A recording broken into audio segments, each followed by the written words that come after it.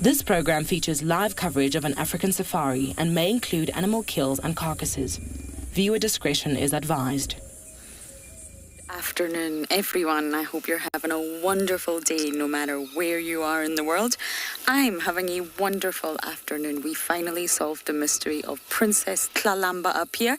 We've located the kill, a different kill from before, and she's obviously up this marula resting. So that's my plan for today, but what a great start to your safari through the African bush.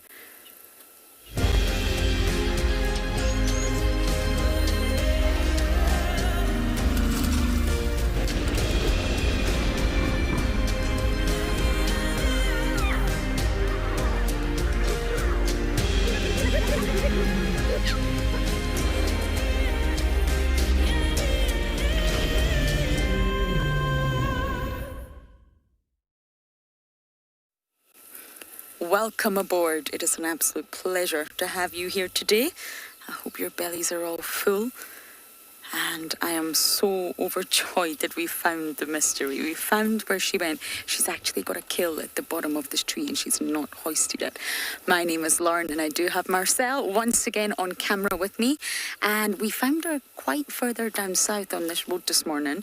And she obviously had this kill all along. It is the most perfect marula tree. Look at that 90-degree angle where she can just perch her bottom. And I think it's an impala. I'm not entirely sure, but it looks like it's an impala she has. So, of course, before I forget, this is your live safari. You must talk to us. Comments, question, jokes, songs, whatever you please. Use the hashtag WildEarth on Twitter, at FC on the YouTube chat, or head over to the website wildearth.tv/explorers and send in your weird and wonderful questions. The weirder, the better. She's coming down. Of course, on the other side from us.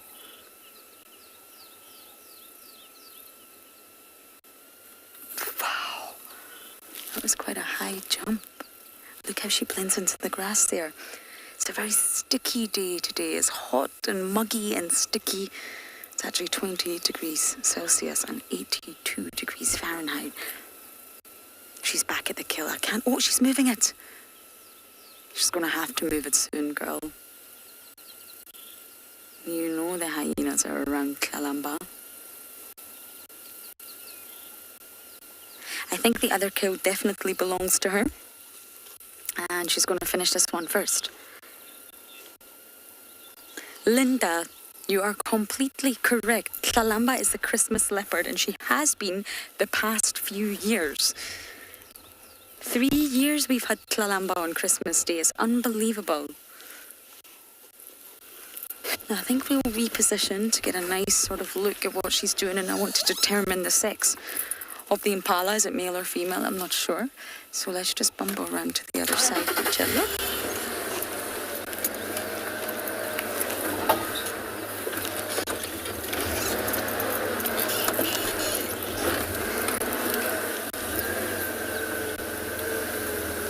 No.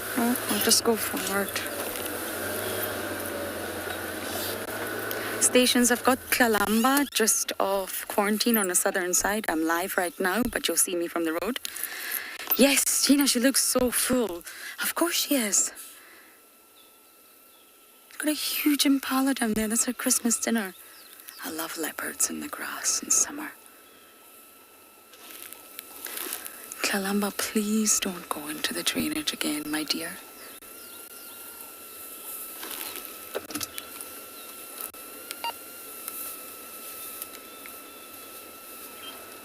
Oh, perfect. Okay.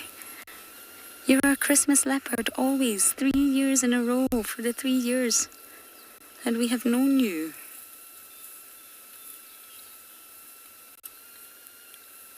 Oh, we're going to sit right next to the car. How obliging.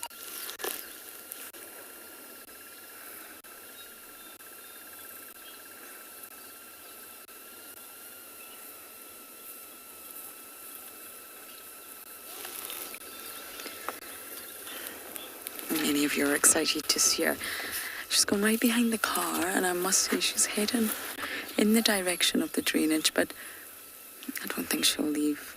Oh, look at that amazing angle.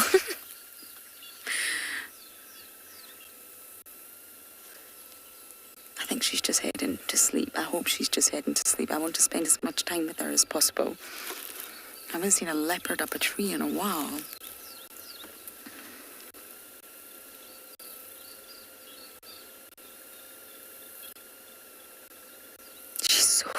She's so thick and strong and she's grown so much. So I'm going to try and reposition a little bit better for our princess here, but you guys are going to go across to Ngala to say good afternoon.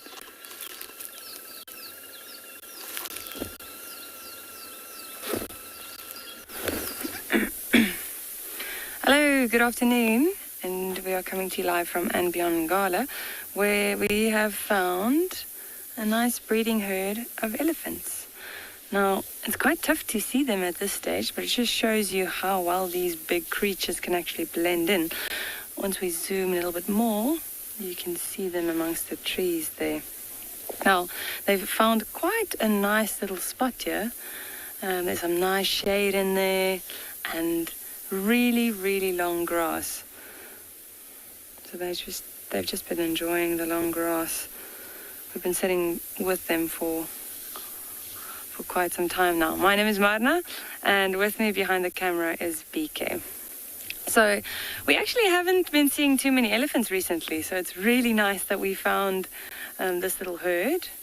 And when we just arrived, there was quite a rowdy young bull. He was just running around, breaking branches and pushing trees over, trumpeting, going absolutely crazy. But he seems to have disappeared, and we also can't hear him making a noise anymore. So I don't know what his problem was. And like I said, we've just been seeing them feeding on this grass here. There is so much grass available this time of year, and it's an easy thing for them to eat. So in summertime, during the rainy season, 70% of what elephants eat is grass.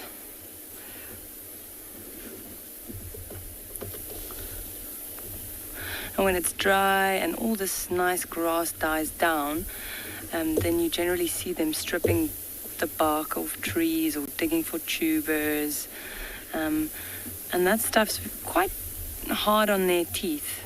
And that's generally, when elephants get older and those teeth wear down, that's generally how they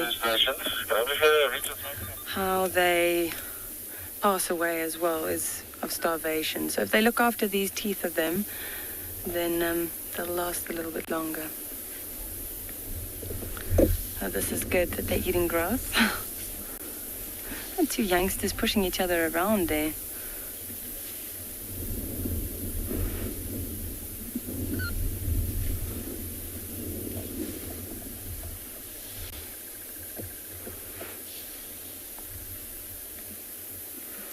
Very tough to see them.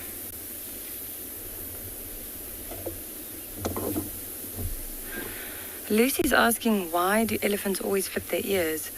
Lucy, that is to keep themselves cool. So especially on a hot day, you'll see that the elephants flap their ears quite a lot. And let's just see if we can see through this. Beaker's got a nice shot here, actually.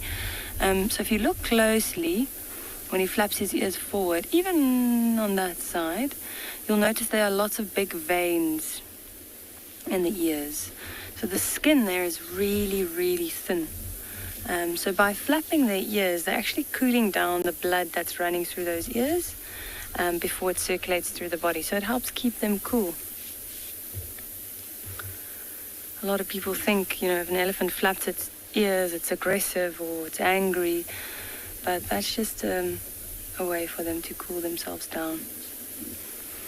What you'll see, though, if an elephant is unhappy with you being around, what they sometimes do is they'll put their ears out just to make them look big, so they can try and intimidate you. But this herd, they seem to be fairly relaxed. They're just cooling themselves down.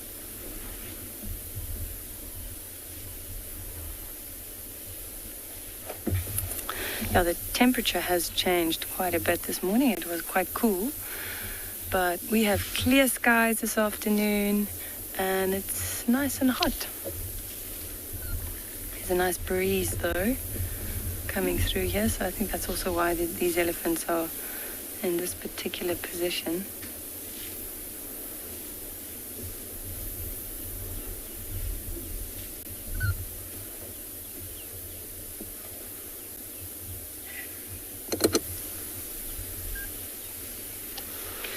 Alright, so we might loop around, see if we can get another view of these elephants from the other side. In the meantime, we're going to send you over to Andrew.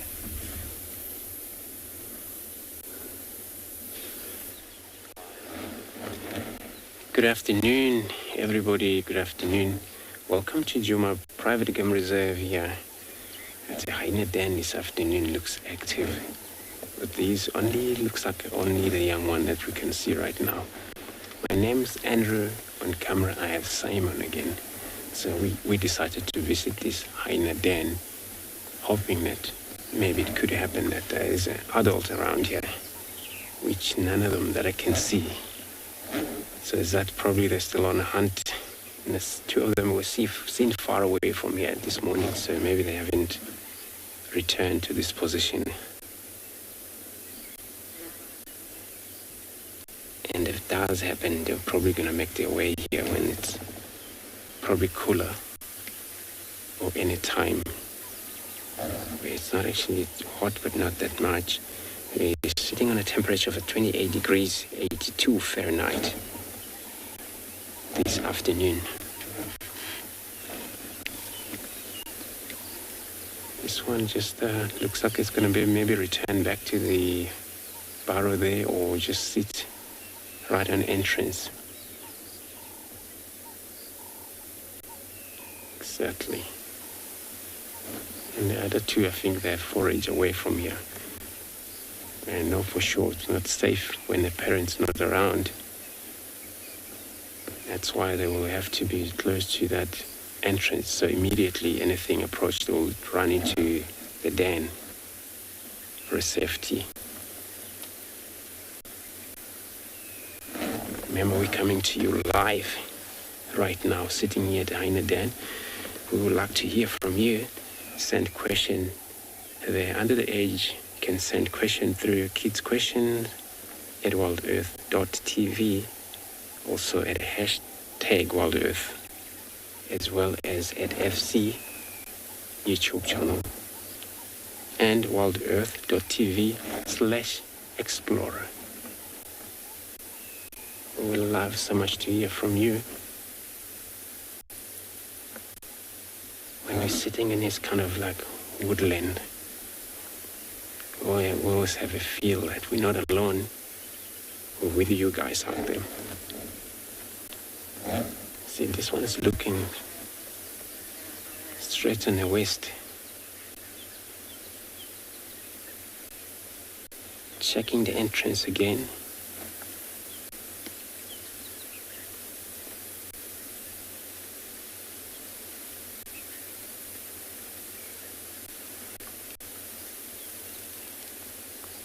Trying to listening around here. And these are the one, I think they're going to return back there. Or hopefully once they realize it's not safe, they're going to run back.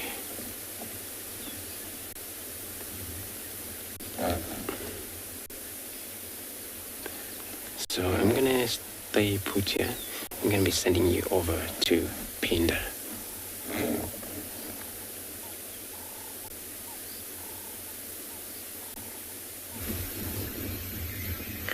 Good afternoon and welcome to and Beyond Pinda Private Game Reserve. As you can see, we have stumbled across a beautiful giraffe sighting. The whole tower of giraffe here just staring off straight at us. It's quite interesting in their behavior. As you can see that they're not doing much except staring. I think there has been something that's given them a bit of a fright. Look at that. Certainly they are nervous about something in this area, and it's quite exciting because we're not entirely sure what it is, and they've been having some skittish behavior, so we've been looking carefully around us. Just listen to that.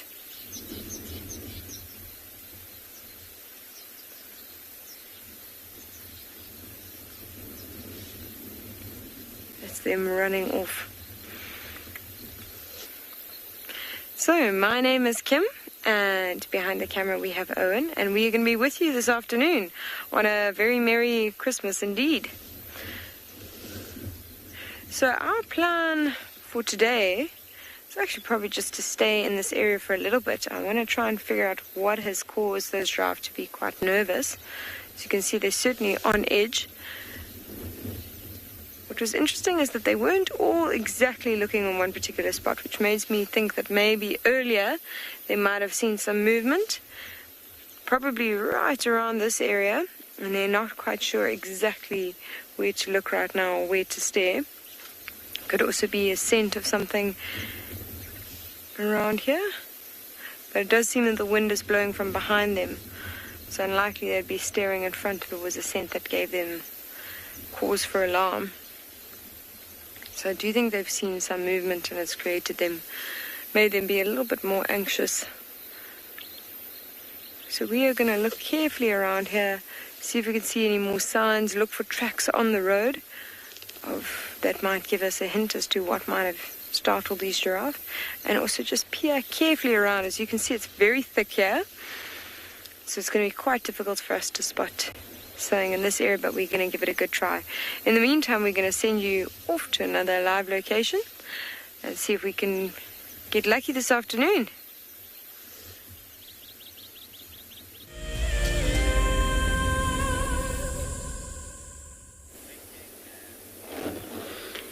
Thanks, Kim. So we're still in here, in this den. His young one seems to be very chill again. And it's so good that, they're all close to the entrance for emergency. At this stage, they still rely on milk, pretty much. They can take soft food as like meat. And whenever the parents return back here, scavenged or killed something out there, they will be able to bring it back into the den where these young ones will play with it, feed on it. But that's how they practice their jaws, get them stronger as they grow up.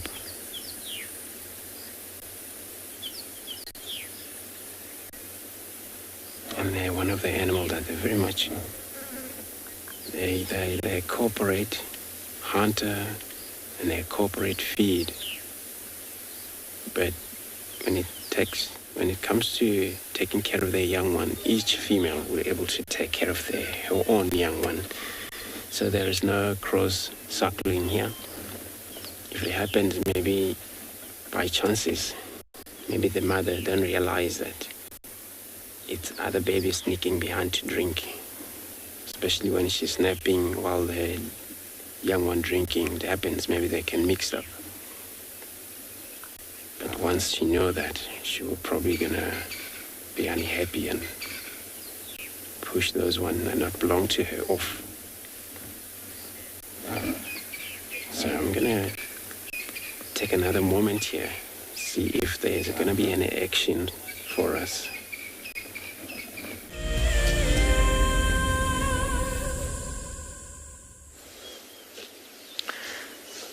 So welcome back. As we are looking for something cat-like in the area, we decided to just stop and explain this beautiful tree that you can see. We've been seeing quite a lot around Phinda, and I'm sure you've noticed the stunning yellow flowers that have sprung up on it at this time of year. You can actually hear the insect sounds, I'm sure. There's a lot of bumblebees and bees and wasps that are busy pollinating this beautiful tree, and it is called an African weeping wattle. And it's one of my absolute favorites because it is the tree that my dad actually used to stop and talk about when we were children and going to, our little bush trips. He would always make me laugh about it because he called it the toilet paper tree. And it's known around the local communities as well as the toilet paper tree, and for very good reason. As you can see here, there's some really beautiful leaves, very, very soft in texture. And as the saying goes, you can choose your ply. You can make it 1 ply, 2 ply, 3 ply. You get a nice little bit of toilet paper there. So that's one of our very interesting trees of the bushveld, and quite in contrast, right next to it is another sort of tree that we use for our bathroom needs. And this one is called a magic worry. And how you know it's a magic worry is these very wavy leaves, very, very distinctive. And its little fun nickname is the toothbrush tree. Because as you can see, you can pull these things off. There's some really nice fibrous material right inside. You can actually make a little bit of a toothbrush for yourself. Hopefully you'll be a bit more successful. Mine seems to not be great. I haven't picked the right stick here. You can see that fibrous material starting to come through, and you just wear that down until you get a few bristles. And you can use that to sort of brush your teeth. And a mixture of ash from a fire actually makes quite good toothpaste. So I'm sure you've seen that charcoal toothpaste around. You can use that. Now, what's another interesting thing about this tree is if you have a look there, a lot of the branches are shaped just like that Y shape. And the scientific name for this tree is actually called Euclea divinorum. And that's because it's known to be a divining tree, which means it is supposed to point you towards water. So you'll take a wishbone sort of tree branch just like this, and it will guide you in the direction of water. So that is quite another little fun fact about this tree. Now, in terms of its sort of beliefs around the local communities, or back in the day when the Bushmen used to go hunting, they would actually take a little branch like this and use it as a good luck symbol for when they went hunting. So I'm going to put a bit here, and hopefully we have some good luck here when we're looking for this leopard or lion or whatever kind of predator we think might be around here, and hope that we manage to find something. And let's see if it works. So I'm going to get on the vehicle, and we are going to send you off to Andrew, who's sitting with the hyena den.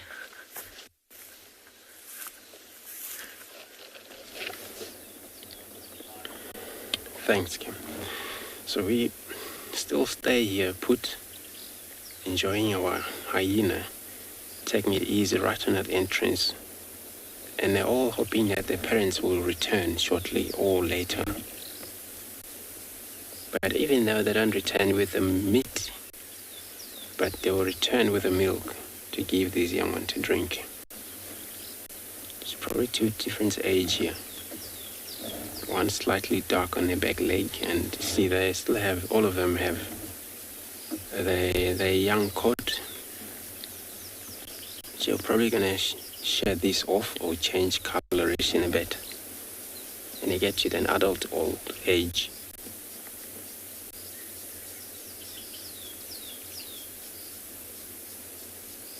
So they can't stop looking around. They're just all hoping that their mother will return here. Or what I've seen a lot of time with a baby hyena, since their parents put them inside, go out hunting, they don't expect to see them outside when they come back here. Maybe this is why. They must make sure that and everything happened here, they're inside. So they might sometimes pretend be bravest, youngest, by running back to the mound, inside to that burrow, once they realize all their parents are returning back. And then from there, the parents will be able to communicate with them when they need them to come out. But then first, they'll circle around the mound, sniffing around and making sure that there's no other predators being into this mound here.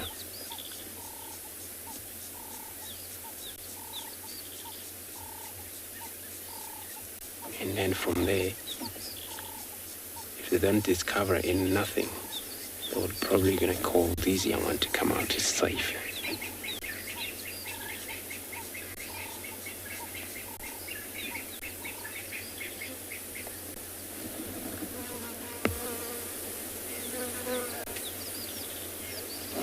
Leo, you want to know how many den they have? So they keep one active pretty much, but they have in this area there's quite a few den that I know den is not active, but it's theirs. And then it happens sometimes because they form big gland, the hyena, in a number of gland, can be anything from probably 20 sometimes animals, and they're all separated in between small group of maybe 3, 4. Those are breeding, especially female, because mound only occupy. Oops. Not sure. So, yeah, then this mound here, we know for sure it's active for now. in this area. But if we don't find them, if they were ever abandoned this one, there's another one in the slightly western side of us. And then that's what they use as well. And there's one far northwest of the camp, Chuma camp there. And those ones haven't actually been used for quite a while. So the only reason that they switch Dan to another, it's when the one they use, maybe it's got a lot of problem with fleas disturbing them, then of course they gotta move these young one to somewhere else. Or if there is anything that sometimes moving around there quite often trying to disturb them, lions or, then they'll move this den away. Or human. We actually a big threat for this animal. So that way when we're in a car, you can't tell, it's not simple, because they all get used to all things as a car and us as well. But individual, if you would walk around there, they pick your smell up, and then of course they would just gonna move off, go somewhere else. So giving birth, it's in hyena that gives birth actually was from this clan, but a while ago that, so she gave birth in one of the big dam, which is actually past Kayamanzi. And then we had a chance to actually follow her, but it was not actually directly followed her so much. We were trying to look for something else, but every time, since she was actually carrying her baby this way, so we come across her twice, and she was still making her way back into this area. I can't remember if it was this den, but I'm sure the one in Chillicothe line there is belonged to this clan as well. So carrying baby for that far away back to the den, and then it happens, it's got to be maybe one by one at a time, not only at once. They usually give birth to about 3 mainly. So they can do that sometimes. So I'm going to take another moment to have a look at this young one here. I'm going to be sending you over to Lauren with our Princess Talamba.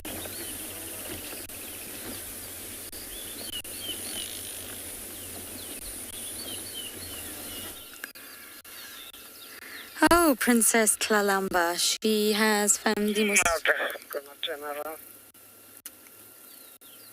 Copy, I can turn my engine on. She has found the most perfect, shaded, wonderful spot, and I'm not even sure if you can really see... Oh, you can. A hot, sticky leopard. So I don't really know what went down the evening of the storm, but that's when we realized she has 2 kills. Is one a Christmas present for Daddy? Who knows? It's almost like she's stockpiling. She's got a constant supply at her disposal. I'm just going to turn my engine on, Marcel, just helping Aubrey find us.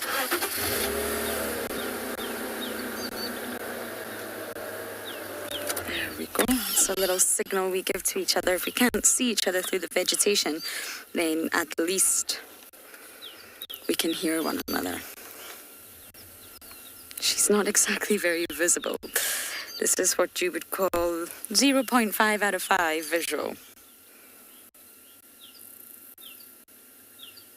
And I'm glad we've got the hyenas on Christmas Day too.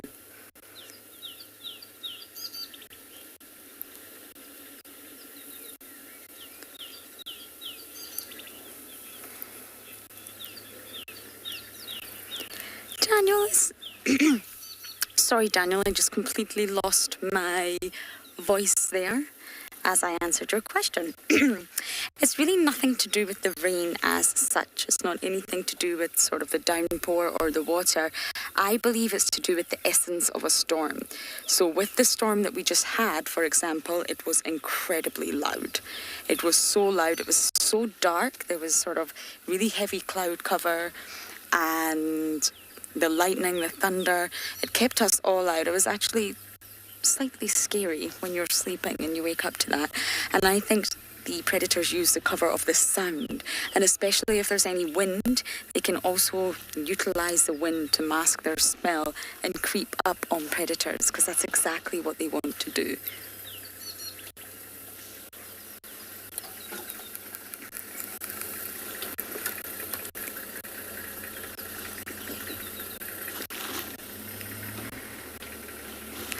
Okay, Marcel, I'm just going to reverse a little bit so we can let other vehicles get a view of her.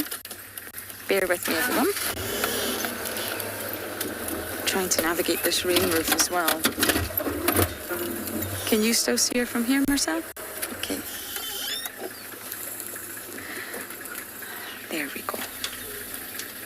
Kalamba likes to make it slightly tricky. So yes, I think it's the essence of a storm, not anything to do with the actual rain itself. But if you have torrential rain, that's of course really, really heavy, and that creates a noise as well. And I think they just use the cover of the storm to mask their presence. Because Sabui and team, the A team, the S team, it's thought that they killed 4 that night, 4 impala. And as far as it stands at the minute, with the knowledge that we have, Kalamba killed 2. So they must have utilized that storm in some way, shape or form. And most likely the little lambs will be scared. They're young. They of course learn very fast. They're remarkably precocial. But a storm like that would have been scary. I mean, I'm anthropomorphizing, but it must have been. They've got really sensitive ears, heightened hearing. For sounds that loud.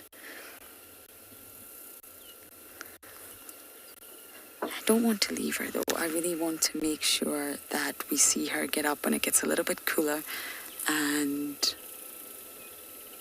watch her go back up the tree and feed once again.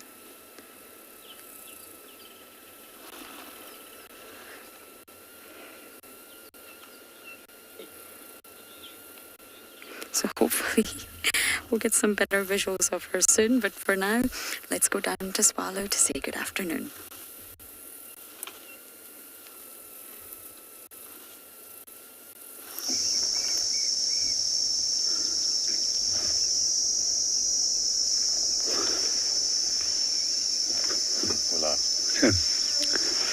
Good afternoon and welcome to Swallow. We are just south of Stoffberg Waterhole at the moment. Good afternoon and welcome to Swallow. We were just sitting watching a kudu as it moved off out of a shade. We're just to the south of Stoffberg, and we've got a lovely 33 degrees Celsius afternoon, and most of the animals, even the hardiest of them, the springbok and gemsbok, has moved into the shade. My name is JP LaRue, and behind the camera we've got Darby. And this afternoon our main game plan is to follow up on a cheetah sighting that was found earlier this morning, and then from there continue a little bit further north.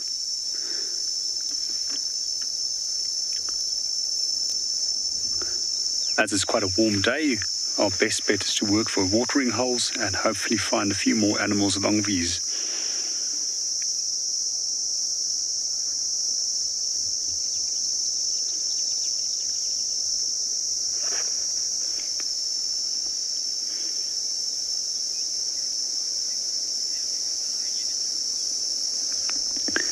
From here, we'll be handing over to Andrew, who is currently sitting with hyena.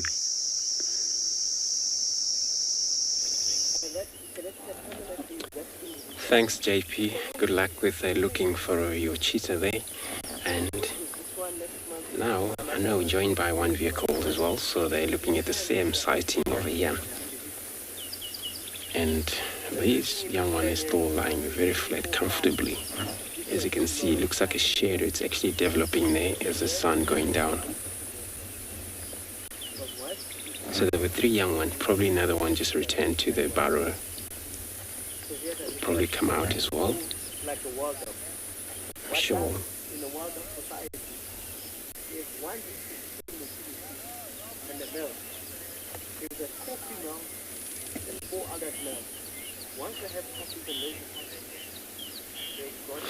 Lucy, you want to know why do they sit next to the den? So they're still actually too young. The reason for this, it's actually for safety. And then, as you can see, the entrance is right there. So anything that would happen now, they will immediately, there's a chance that they will survive because they're just going to shoot into that hole. And for that, they're going to make sure they don't wander around too much, because then there's a chance, well, sometimes lions move midday. Leopard as well move midday, like our Princess Tlalamba on the other side. So it happens when they're not actually close to the den. If they ever get spotted, they're actually little animals. They're still too young to survive, from lion and leopard. So it's so important that they don't move far from their den. And then they would manage to get back to the den safely if it's necessary.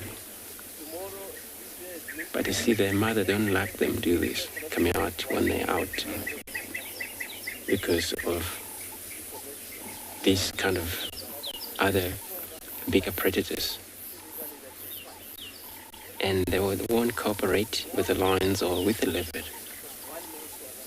So wherever it is hyena, the leopard, it's far, or lion, it's far, even though they can see one another. Because these animals we're looking at it right now, they always behind the cat, but relying on taking remain of the flesh or remain of the carcass that's left by the big cat. Sometimes possibly that they will steal from them. So I'm gonna move now, making space for the others to respond to these cubs, and then probably will come back while I'm taking you over to Lorraine with her Tlalamba again.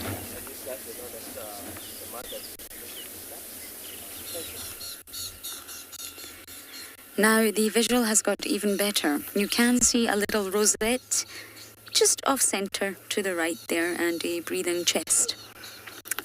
I'm not leaving, no. I'm stubborn. I'm determined to spend more time with Tlalamba here and see what she does once that sun starts to give us some relief. But I do have some new science alert. Panthera are actually the organization that shared this science, and it was involving diets. So they used around 3,000 kill records.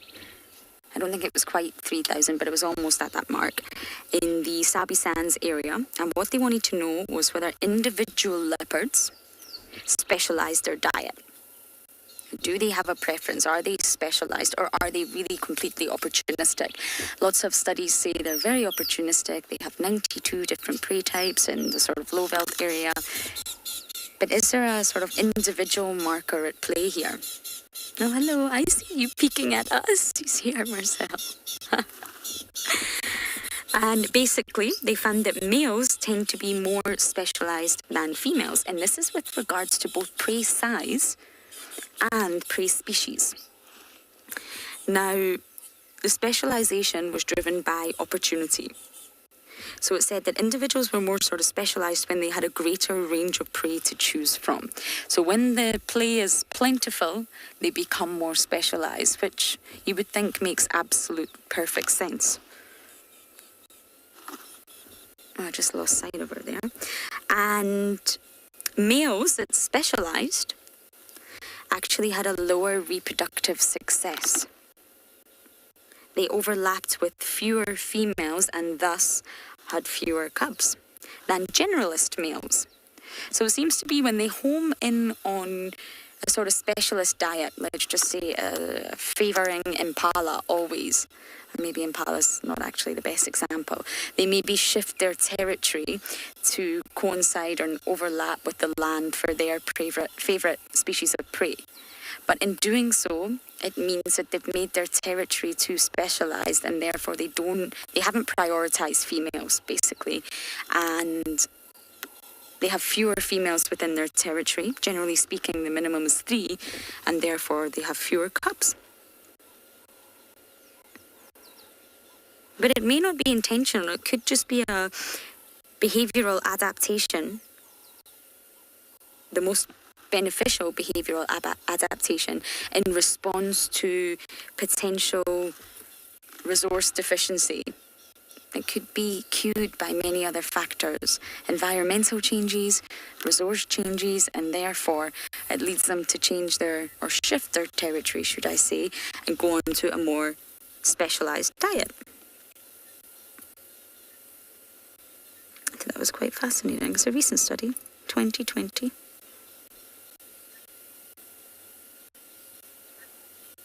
They published a lovely little newsletter with lots of science, and males are more specialists than females.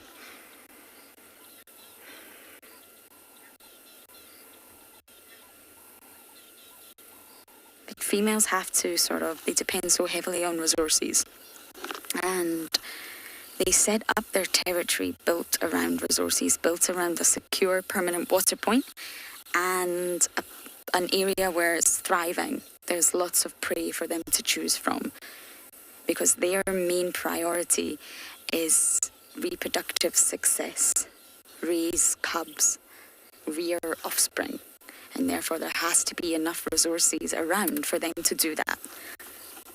Whereas generally a male's priority is, of course, the ladies.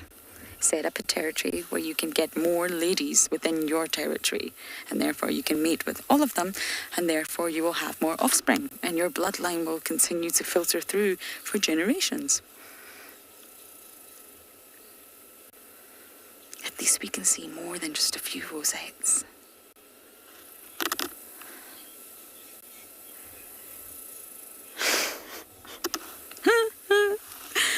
Teva, do you think Kalamba might be dieting after the lambing season? I think we'll all be dieting into next year. But I don't think she'll ever stop. She is a lean, mean killing machine. She's such a fierce huntress. And that's what I love about Kalamba. So skillful, so equipped, and just ready to take on the landscape, ready to be a dominant leopardess. But yes, she may diet after the lambing season. Things will change once you go into winter, but I have to say this summer is very lush. Once again, lots of water around, so the winter that's coming is probably not going to be as harsh as some have been in the past.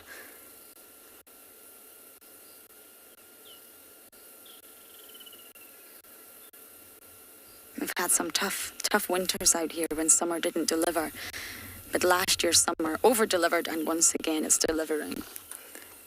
So I don't think the winter will be too stressful, but of course, things will change. So she's stocking up.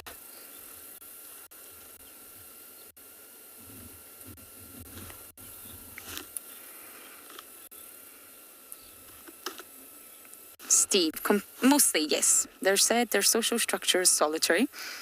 We do see them interacting more than you would think out here, especially with the sort of royal lineage that we have. But I guess that's just an environmental factor.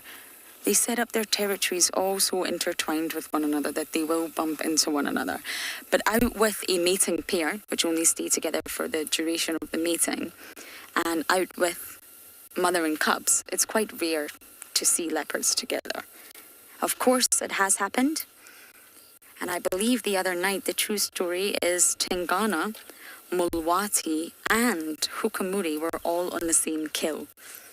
They all came to the same kill, and this happened on Arathusa, so unfortunately we can't traverse there.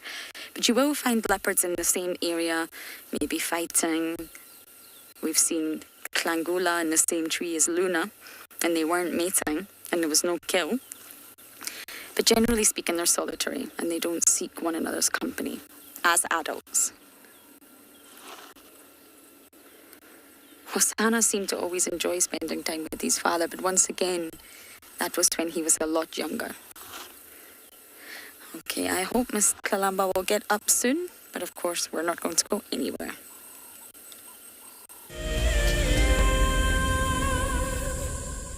Wild Earth is launching our brand new Explorer program with an opportunity to win a very special Wild Earth expedition. The lucky winner will get a behind-the-scenes Wild Earth experience at the magnificent and beyond Ngala Tainted Safari Camp. The prize includes a 3-night stay for you and a friend with a chance to sleep out in the unique Ngala treehouse. Become a Wild Earth Explorer and stand a chance to win this and many other prizes. Terms and conditions apply.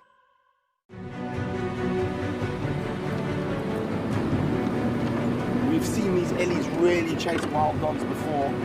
Let's get into spot. There we go, here it comes. Look at that, isn't that amazing?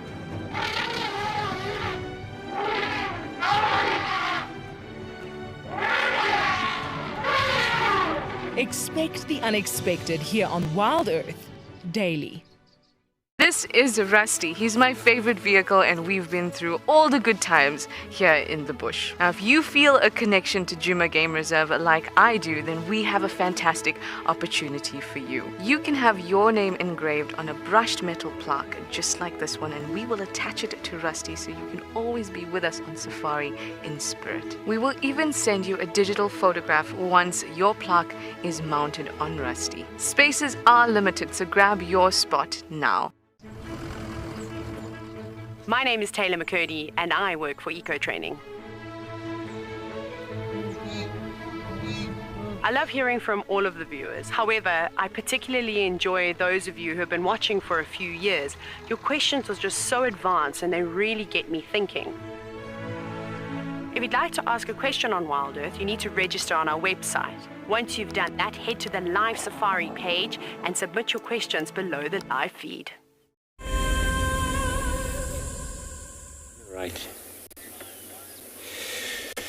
Thank you very much, everyone. So we now find one of the beautiful antelope in this bush, where it's a kudu. I'm not saying the other not beautiful, but this individual, you can see a beautiful stripe. The female and the males, they all have same color. Only the difference is that the male, they would have a loose, curled up horn, and then the female don't have horn at all. But we look at these ears they have,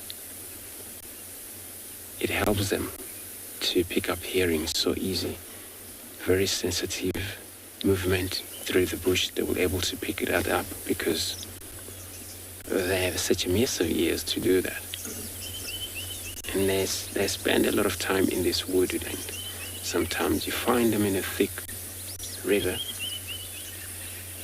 due to their diet, which is they browse quite a lot. And you see them many times. They would be feeding from trees, leaves. Even in the winter where it's no green out here, but they spend a lot of their time into these bushes. And they still feed on the very much end of the twigs of the trees, branches. Remember, they also ruminate as well. One of the ruminates as well, where you find females grouped up in a number of probably 10, 4, maybe 15 in a group. But also male, they kind of like in a small group of a bachelor males, where they're one of the antelope that they're not territorial. So possible of a chance that you see many of males together, 10 bulls has been seen, that they are around. And then they hear the beautiful woodland kingfisher calling. Just can't see it, but it's calling right there. So when in a bush, they rely on any of the calls, birds' calls, and just like that. So let's take it this small moment we have, just listening to the sound around us.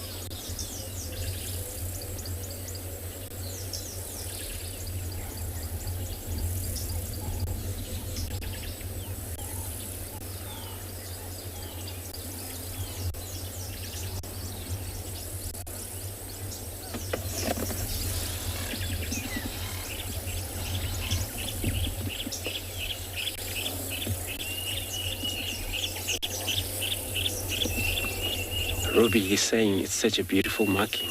It's true. You know, a vertical stripe.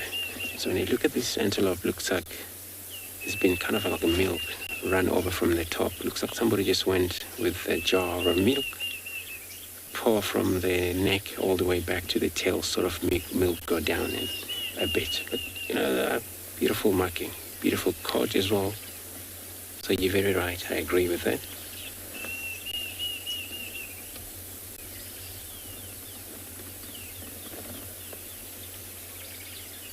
And they also, like now, they're just all just freezing, waiting around here for a bit.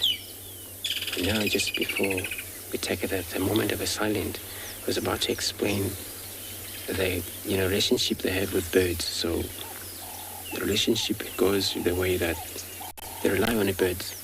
Even the birds don't actually rely on them much, except for these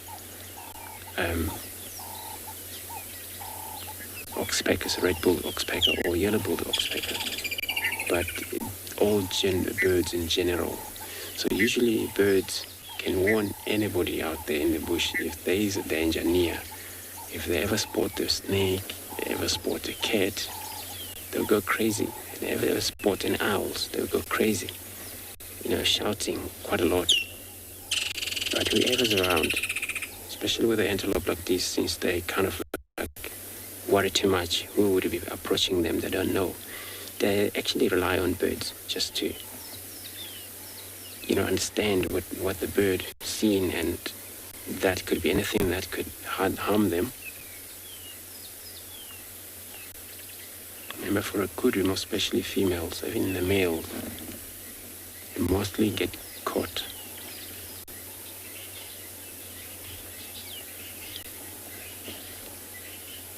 You want to know the difference of vocalization? I'm not sure. I only know one that is actually barking like a dog almost. But I haven't discovered anything else yet about these animal communication. So kudu and nyala and the bush buck, they have a kind of like a bark, like a dog if you're far away. But for kudu, it's such a very loud because they're big antelope. So it comes a little louder compared to this, which is a nyala and a bush bark as a loud bark. And all you hear, it's continuously barking when they ever see something.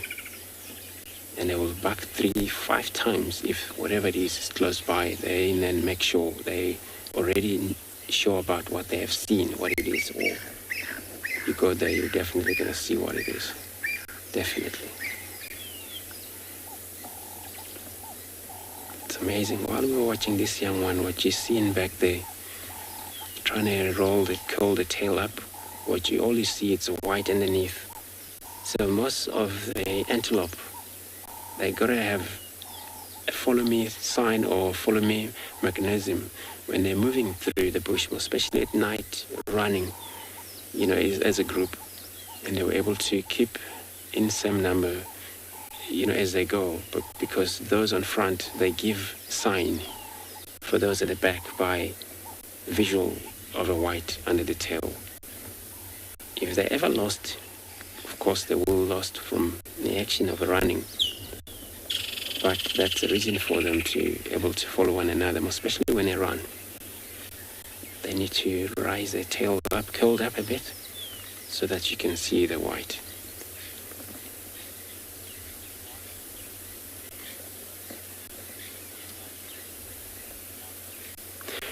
Arnold, yes, they do that. So that barking, it's actually, responded by many of the other prey species, such as impalas, sometimes, can be sometimes responded by giraffe, those zebras around, or wildebeest. So a warning sound, it means so much for them. Even those are different species, but they still know that it's a warning.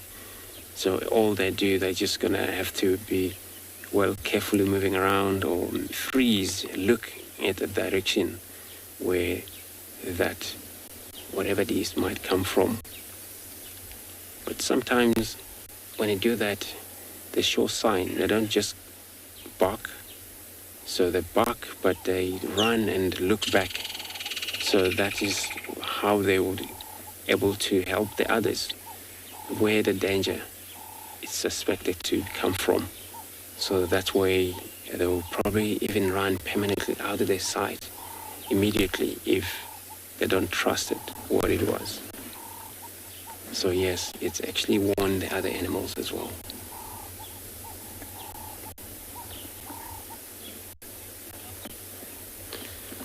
So I'm gonna move. I'm checking the southern road here to join the southern boundary to check again, and then I'm gonna be sending you over to Lauren with her Kalamba again.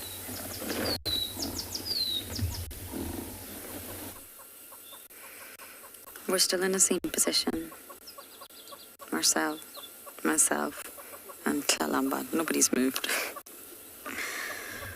But are you ready for some other science? Leopard science. This was a study done in Tanzania, and it actually compared activity patterns of male and female leopards across 3 different sites in the mountains. And what this study found was that males were actually most active during the night, completely nocturnal, whereas the female activity actually peaked around sunset and sunrise, so that's crepuscular. So yes, nocturnal, but the real peak in their activity was when the sun comes up and the sun goes down. And what they did was they took this information and they compared it with the activity of other predators. And the results showed that female leopards were almost completely inactive in this specific area when the hyena activity was at its peak. Fascinating. And of course this suggests, and I merely say suggests for this specific area, I'm not saying it's across the board, but it suggests that smaller leopards, maybe not Kalamba here, are more impacted by hyenas and more affected by kleptoparasitism, that they completely avoid being active in the hours that hyenas are. It's another study from 2020. A lot of focus on leopards this year, which is a great thing. And the world almost came to a standstill this year. Maybe not all at the one time, but in science they're referring to that as the anthropause. There was lots of gaps. Yes, it was awful. It's been such a challenging year for almost everyone I can imagine. But there was definite opportunities to just take a little bit of a closer look into science. Why not study? If you're stuck in an area, why not just look at things from a different angle for a while? There's lots of fascinating studies that have actually resulted from it, and they're calling it the anthropause. There's lots of studies done into birds and bird calls. What happened when areas came to a complete standstill and there was no humans were visiting, there was no traffic? How did that affect the birds' calls? And it's fascinating. A lot of results to the surface. One particular study, I can't remember the species of bird, it will come to me, I promise, that showed birds actually have to scream almost at the top of their little lungs to call to one another during normal everyday life. But as soon as everything came to a standstill in a specific area, the birds were able to reduce their volume, if they like, because they no longer have to shout over human noise pollution. And this has now been proven. Just by having that gap in human activity, they were actually able to prove that birds have to adapt to our presence in order to be heard.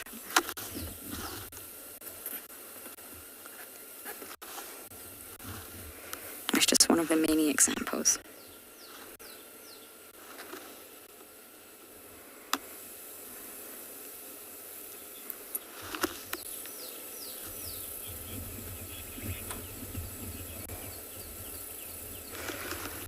Jared, you just need to repeat that question one more time.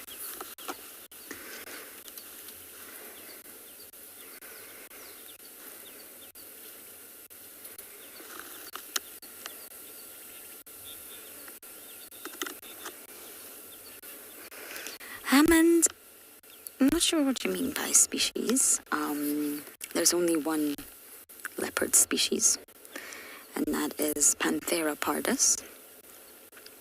But there's 9 different subspecies, and they're exactly the same species genetically, but they've just been separated over geographic location, and therefore they're subspecies. So if you ever wish to know if you're looking at a species or a subspecies, you just look at the Latin name. The species will be 2 Latin words, Panthera pardus, and a subspecies will have 3, letting you know it's a Panthera pardus something. And the last part is based on the geographical location. So the subspecies are the Amur, the Javan, the Sri Lankan, the Arabian, the North Chinese, the Persian, the Indo-Chinese, the African, and the Indian. Boom. There you go. 9 subspecies. And essentially, they will all be the same, but they will adapt to their environment. So for example, the African leopard will be different in its behavior to the Sri Lankan leopard because it's a completely different environment, different weathers, different topography, different prey species, different competitors. The Amur leopard, well, that's in a completely different environment. So they're going to behave differently. So yes, across the subspecies there will be behavioral differences, but there's only one species of leopard. It fits into Panthera, the genus Panthera. You've got the lion, the leopard, the snow leopard now, the actual leopard, and the jaguar.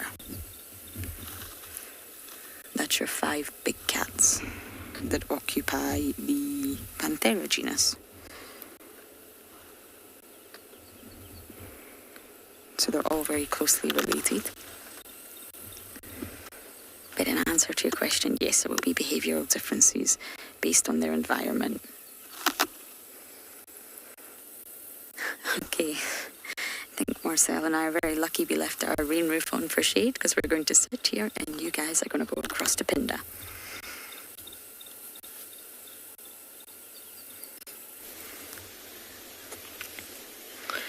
Welcome back.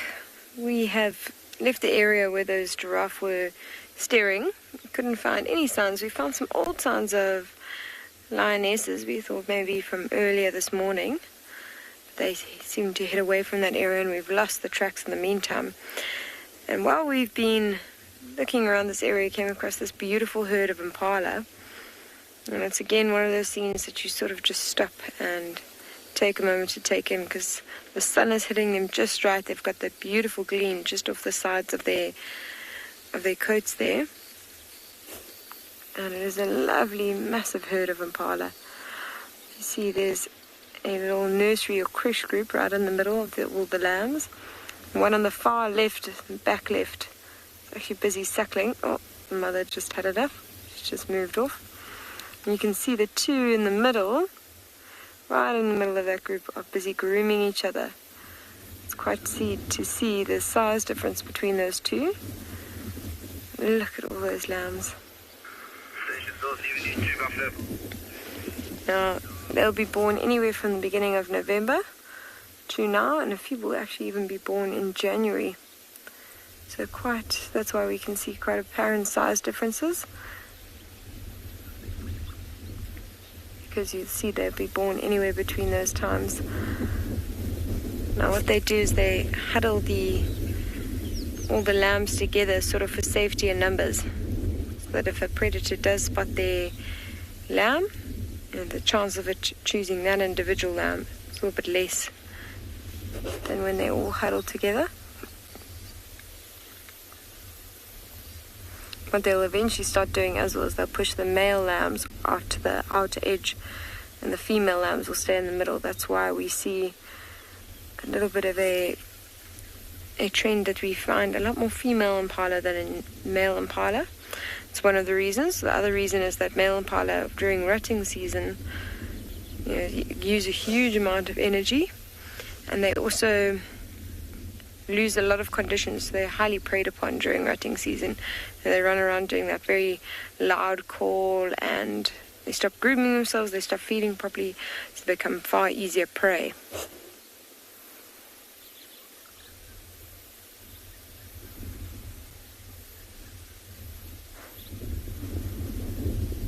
can see, as we're watching, you can see so many of these impala just grooming each other. We don't stop to appreciate impala enough. You know, we see them so often, and we say, oh, it's just another impala. You see them all the time. But there's a very valid reason why we see them all over, as they're such an successful antelope. So you see them sort of grooming themselves. That's one of the reasons why they're so successful. They keep parasites off them. So they're in very good, healthy condition. Here's another one right in the middle, just above this log here, that's busy suckling on the mother. Suckling from the mother, should I say. You can see it's just quite hidden in the grass. Almost can't see it, and it's quite a, looks like quite a brutal process. They really get in there and sort of ram their head repeatedly against the mother's inner thigh, trying to get enough milk. So they groom themselves, which keeps parasites off them. Then also, you know, the breeding season itself is another great adaptation.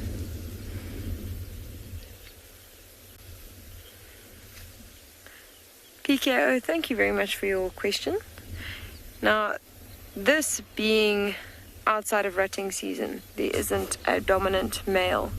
Now, if we have a look, there's quite a few younger males off to the left. Just have a look there, you can see that they've got quite short horns. So those are from last year's breeding season, so they're about a year old. And then if we look at the one closest to us on the right here, you can see right, the one closest to us there. See, his horns are quite a bit longer than the one to his right and to his left. So he's actually from the breeding season before, so 2 years ago. So there's quite young males in this herd.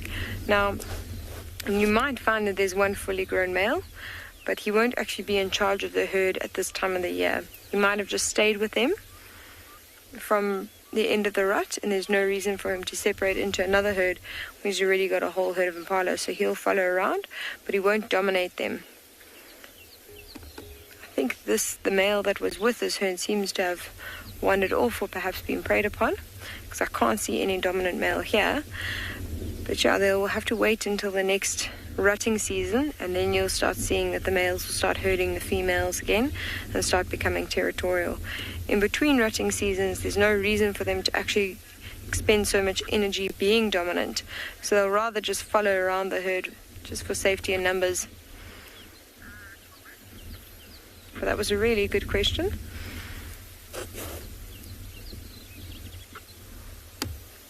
You see there's that female at the back. I'm just watching her. She's just to the left of that wildebeest. You can see how she's picked her head up. The ears are wide. She's definitely spotted something that she's just having a good look out for. And then look at how their heads all picked up at that time. One of them rushed off. Now, another reason why they're so successful is that their senses are absolutely unbelievable. They are very, very alert animals. Very highly alert.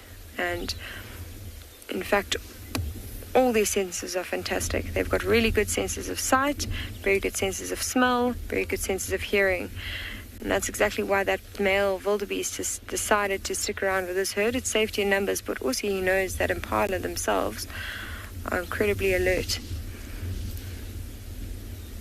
So often when we've actually been sitting watching a predator of some sort stalking up to a group of animals, we see impalas in that group more often than not. We think to ourselves, here we go, that impala is going to see the predator and it's going to sound the alarm. And generally that is what happens. She has seemed to have decided whatever she saw was probably just a bit of grass moving, or maybe even a warthog running across the plains behind us. She's decided it's not a threat and has carried on feeding.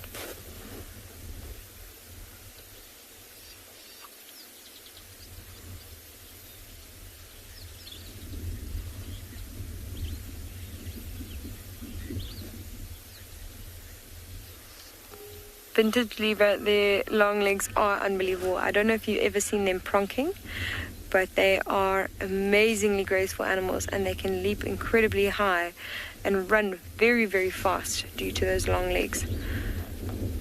So this makes them another adaptation that actually helps them survive. They're very, very quick.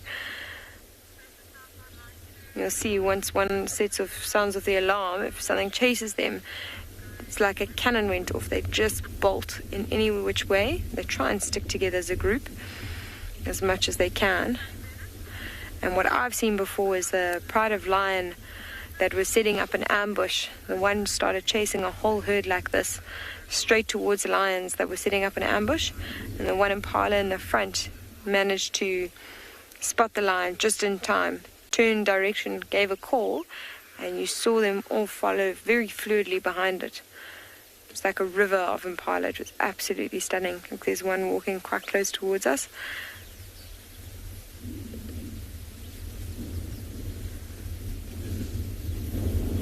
This actually looks like a fully grown male, so he probably might have been the male from the previous rutting season that was still with this herd of impala. He's just stayed with them for the reasons that we've already discussed. You can see how just like cheetah, in between their feeding, they often put their head up and have a look around, just scan the area before they carry on feeding again. So we are going to send you over to Andrew, who's managed to find some rather large animals over on his side.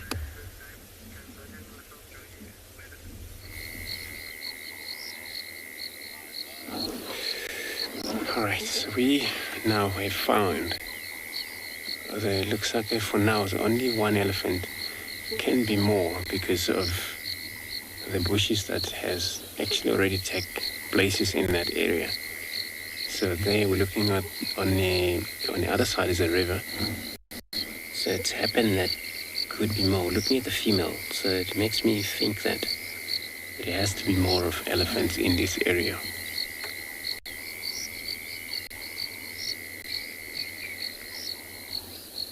They will blend in sometimes. We almost drive past them.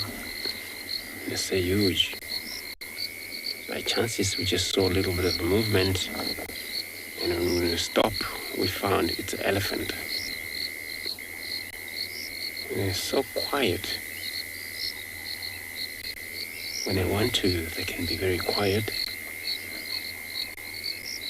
But when they're upset, and they can be very noisy sometimes. Trumpet, grumbling,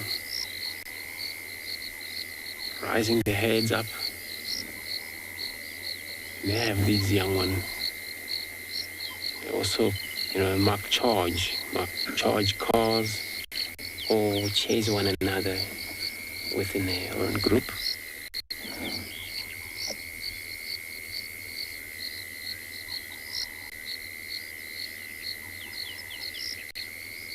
Such a massive body animal like this, it makes sense that I have to stand and feed all hours. When I have a rest for a very short time, maybe an hour during that hot day, you find them under the trees, but these young ones, they can go straight on the floor, lie down, and some others, those I feel like it's okay for them to do so, they can also go down and lie down. For about an hour, maybe 45 minutes. If it's cooler, they have to stand and feed again. At the end of the day, they need 250, anything from 300 kilogram a day, food a day.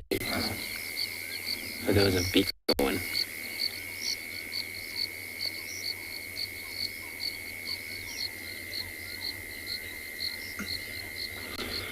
Jenna, very nice question there. So you want to know if they do eat insects. So I'm not sure. They're actually vegetarian animals.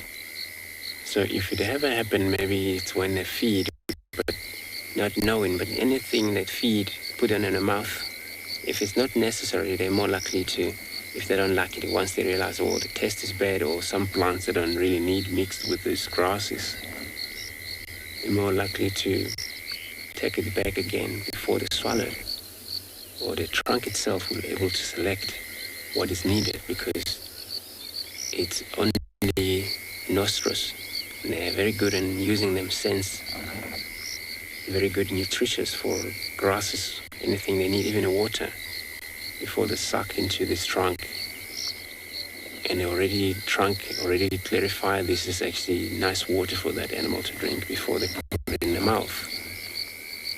So I'm not sure if they ever do, maybe they kind of like by mistake that they're vegetarian really.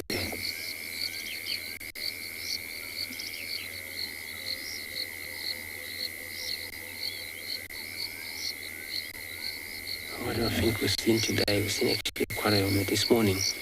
There's a herd of elephants that we spent time with. There's also a lot of females there and the young males. And this one as well, we're looking also at the female that probably more to come out. So I'm going to take another moment here, have a look at them, what I'm with, and I'm going to be sending you over to Ntswalo.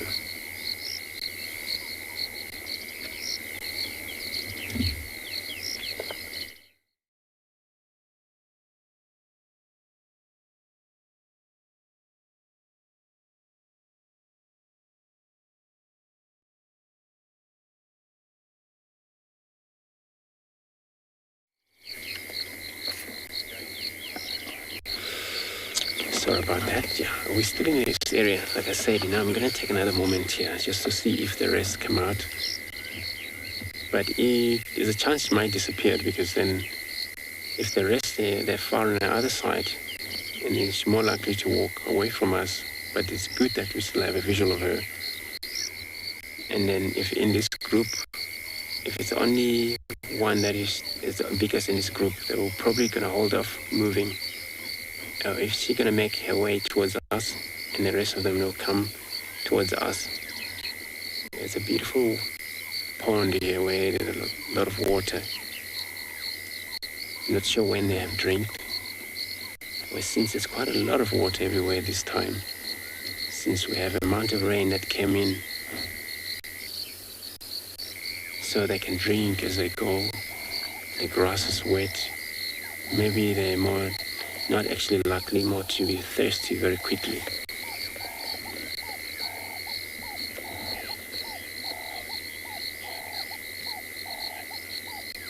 For instance, so you want to know what age do the elephants started to feed on a solid food. So I'm going to double check on that, but I think it's anything from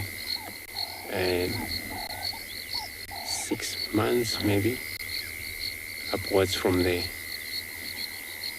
And they still need a lot of milk from their mother at that time.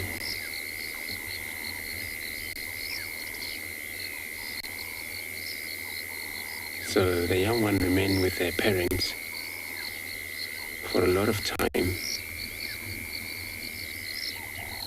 And she may tolerate, while these young one already 3 years, 4 years, conceive from there, while these young ones still under 4 years old, but they still need their parents to take care of them. Looks like there's another one coming out. Oh, this is a lot bigger than that. Or can it be a similar size?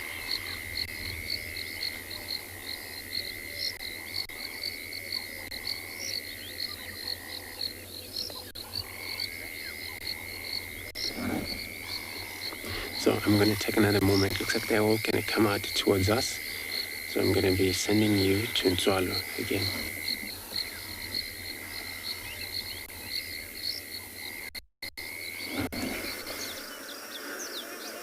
Good afternoon and welcome back to Ntswalo. So we did go to follow up on our last position from the cheetah from this morning. Unfortunately, they gave us the slip and we decided to start looking at activity activity. So we're back at Stoffberg Waterhole. There's quite a lot going on here at the moment. There's a number of insects in front of us, ranging from bees. We've got ants and a large number of brown-veined whites and a number of other butterfly species that are flapping around here. So these brown-veined whites, they actually start their whole breeding and hatching process within the western part of South Africa and then slowly start migrating or in a northeasterly direction. So what we do find is that they're mostly associated with plants, which belongs to the caper family. And one of these that we have in the area is called the shepherd's tree, where they will lay their eggs on, and their larvae will hatch on that, and from there on, the next group of butterflies for the next year will hatch from. We see quite often from year to the year that they do differ in numbers, and quite often we find that migration of these butterflies are wrong. Also, if we just pan onto the opposite side of the dam, there's also a number of black-winged stilts, 2 of them there. Birds with a dark black upper part and a white underpart and incredibly long red legs. These birds are actually known to have the longest legs relative to any other bird in terms of length. So if we had to compare them to an ostrich and we had to size them up, they would even be longer.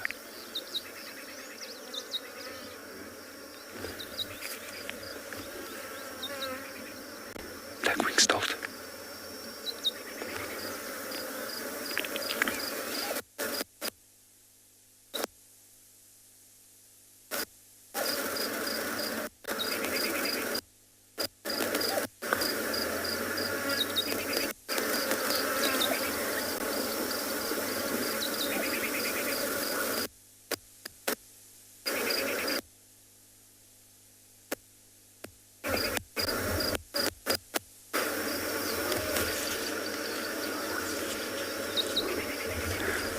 Yes, Phil, it's absolutely a magic spot to sit. It's so peaceful at the moment here.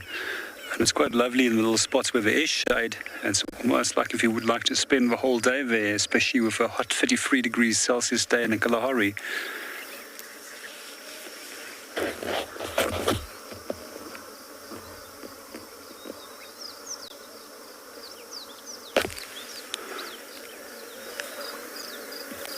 Quite often, just by sitting in small little water holes, it's quite amazing what you end up seeing.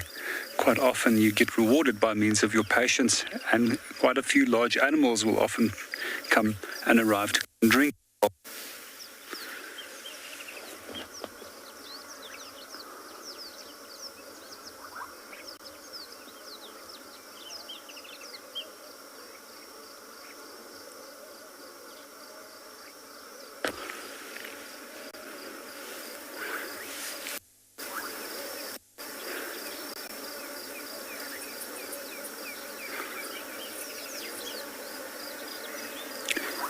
We're very fortunate to have a good cameraman like Davy.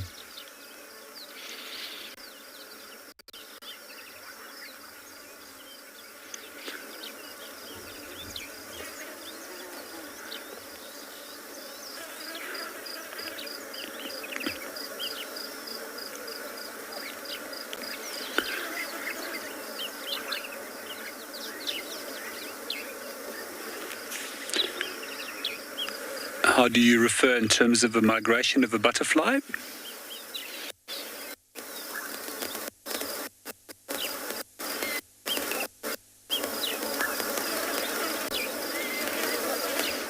Yes, it seems to be an annual occurrence where they repeat this migration year after year. But it's quite interesting. It's never returned. It's always a one-way direction that they follow. So the larvae that will hatch and then turn into butterflies will repeat the whole migration the next year again.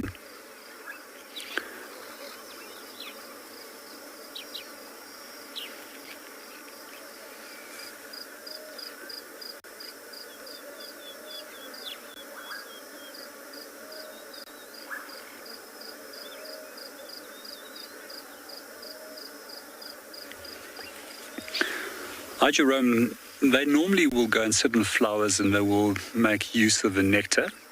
However, the caterpillar will normally have a host plant which it specifically associates with. And then we also see quite often that they will obtain moisture from wet soil, anything from elephant, rhino, and even lion dung where they can get moisture from.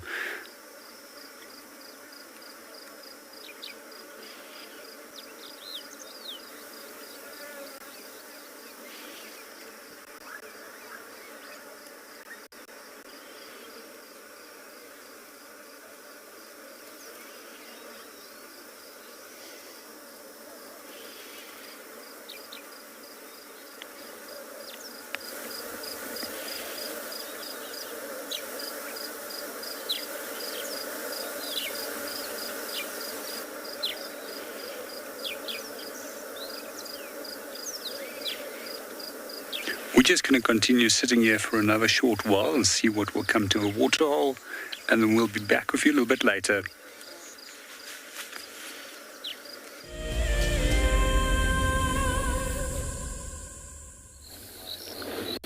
Thanks, JP. Well, I'm still sitting here with this herd of elephants, and only slowly coming this way, where I believe if it's more, then they will make their way this way, because this is the most bigger one, and they already make their decision now, heading towards this waterhole.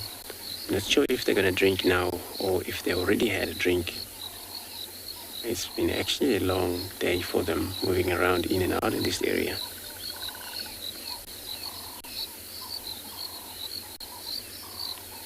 And then she's heading into the water there. Sorry.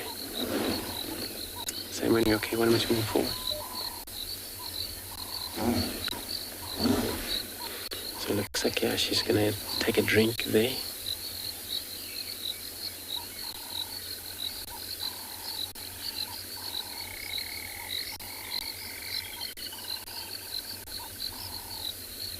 She's now drinking. So female and the male will also both have temporal glands, what you see sweating in there. And that secretion that's coming out called temporina.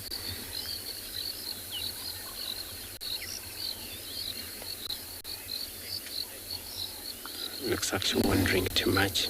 She's probably done, since they probably drank somewhere else where they come from.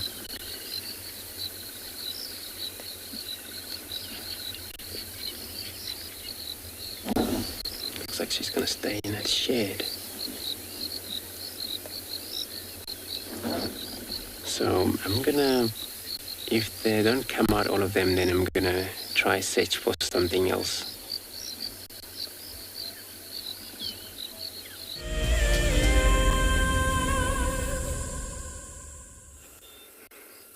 Our princess has moved a little bit, but only to avoid the sun. Now there's dogs up on the Bufosuk cut line, so I'm wondering whether we should just pop up, say hello to the dogs, and then come back when it's a little bit cooler, so that we can see Kalamba get mobile and hopefully go back up that marula tree. Now it's highly unlikely hyenas would be moving in this heat, but the fact that she's not hoisted it, of course, means that she could easily lose it. It's not safe on the ground from any scavengers. And yet she's just refused to hoist it. Why, I do not know, but it's on the ground.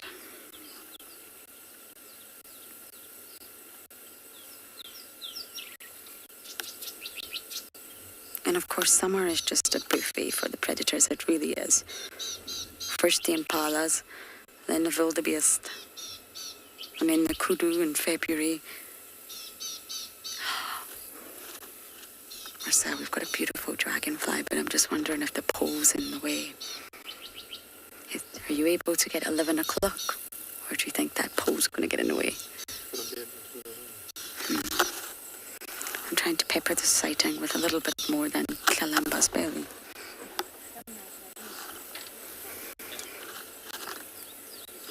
Bear with me, I've got my binoculars out. She must be so uncomfortable right now.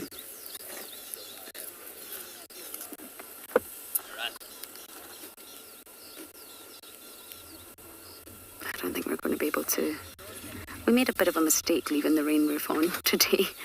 It was cloudy when we came out, I promise.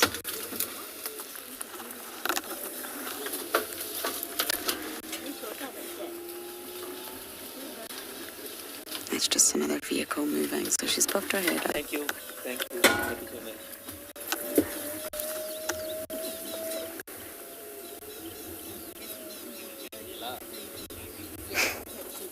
Miss Sunshine, no, not ever will I think that they will meet, but maybe it's biologically possible if they're in the Panthera genus. But most species, I've had a few questions about interbreeding.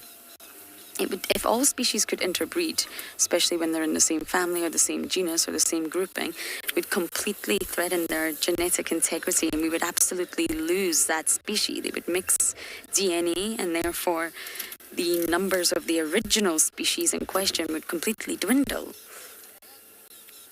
Jaguars are found in South America. So I'm not sure if biologically it's possible. But I don't think they ever would.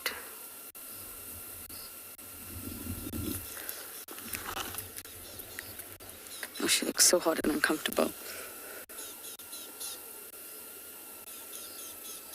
This is the hottest it's been since that storm.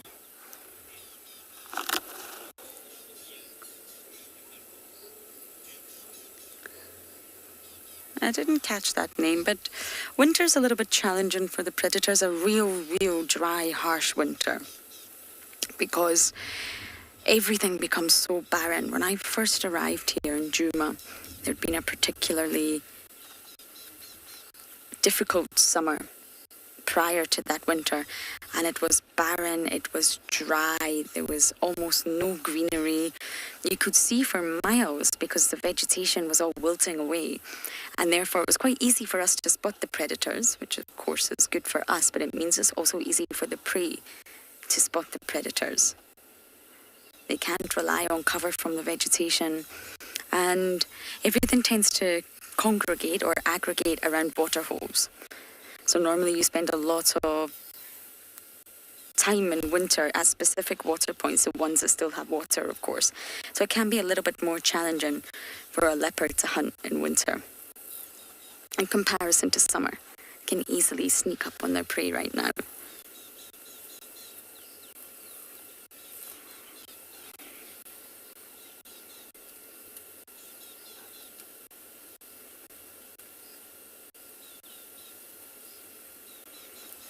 But leopards have adapted for the life of being camouflage. What is she doing? Oh, she sees a bird. She sees a francolin. She's hissing at the francolin. It's right next to our car.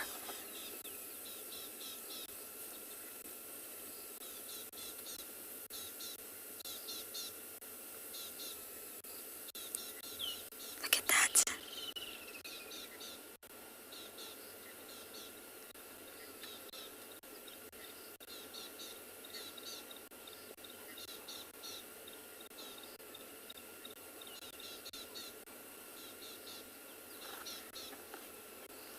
Oh my goodness. Oh my goodness. They don't know she's there.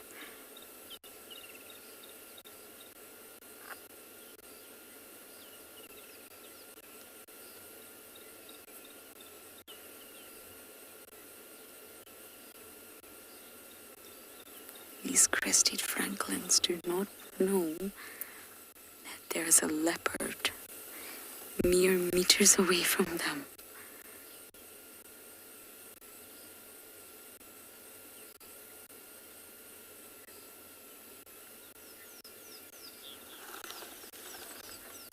She's in pouncing position. She might just pounce for fun. She has got 2 Christmas dinners after all.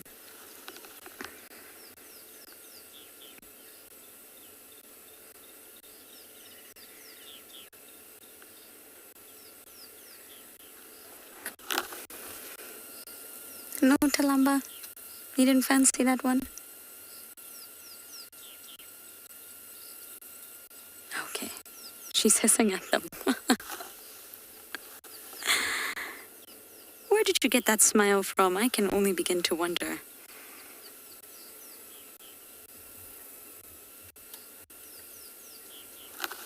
They will make the loudest noise if they end up walking into her. Be prepared. Many of you are saying this could be her version of a Christmas turkey. I wouldn't put it past her. Everything catches her attention. They're very, very close. Oh, they're walking in the opposite direction now. But they're very vocal francolins. As ground birds, they have to be. And they didn't spot her.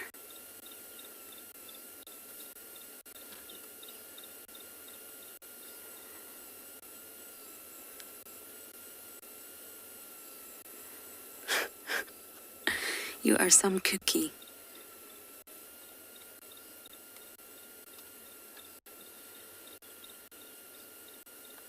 It's so lovely watching her become territorial, watching her saw, scent mark, scrape, claw, just vocalize, patrol. She's really transforms.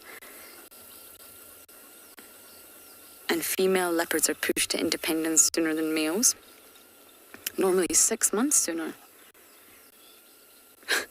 Now she's gone for the flies. Oh, the entertainment never ends. We're going to sit here and enjoy our princess while you guys head down to Swallow.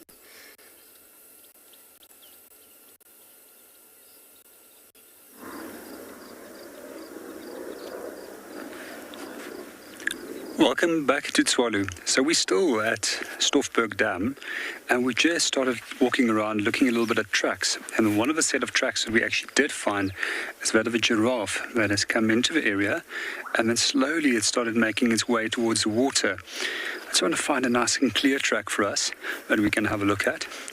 So if we come and have a look over here, here's one of the feet over here. And if we look at this length, it starts right over here and it ends over here. And then there's a clear split in the center of the track, which tells us that this is an even-toed ungulate. So the whole design of this foot structure is actually to allow for fast running. But in the case of a giraffe, these feet, combined with their incredibly powerful legs, are also very effectively used as weapons against predators such as lion. Just one of the features that I would like to point out with giraffe is that they often leave a little rounded impression of soil that accumulates in the front of the foot. So as we start walking off towards the water, we can see that the giraffe has moved over here, and then over here, and here there's another footprint. So quite often when giraffe do have to drink, they approach water very cautiously, and when they do get to the water and they're 100% sure that it's safe, they will actually almost do a little 45-degree angled split like a ballerina, and then tilt their heads forward to start drinking.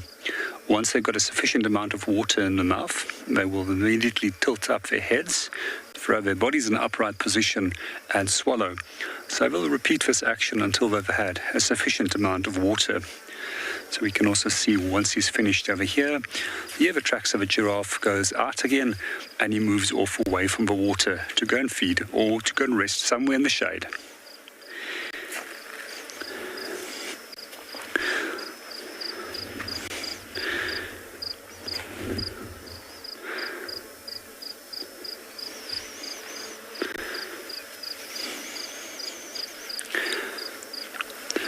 There's also another set of interesting tracks right over here, if you would like to move a camera over here. There we can see a track that almost looks triangular, and then it starts splitting off to the side. And this is actually from a web from Egyptian geese. The track is actually pointing in this direction. So here we can see the divide between the webs and the feet, and a slight marking at the edge of the nail on the toe. Another track for Egyptian geese right over here.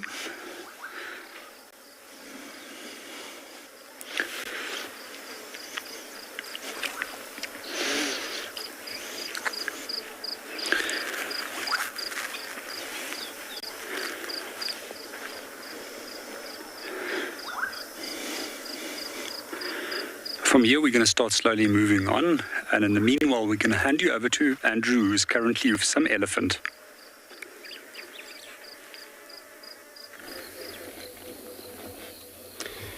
Thanks, JP. So I actually delayed to move on because of these elephants now.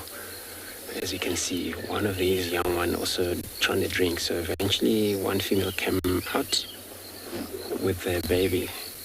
And the rest of them, I think they're still in the wood. And this one actually was playing a little difficult for us, kind of like charge the vehicle and reverse backwards, playing with a stick, throwing away the stick. So it was kind of like a very much behavior for the young one. And especially when they got a company that they seems to be trying to play with it. You see, sometimes that's why when they drink wherever it's other animals in that water hole, the first things the young one play mark charge on impalas, zebras and those. But when they return back to their parents by that running, so the parents all think maybe they're getting attacked. It can sometimes happen, the parents get very angry that way. So whether the herds of elephants behave, it's always, the mood can change every now and then.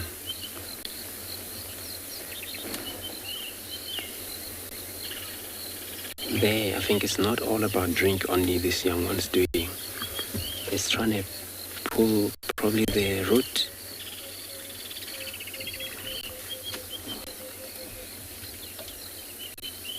Little piece of grass is trying to catch, but it's very thin piece of grasses.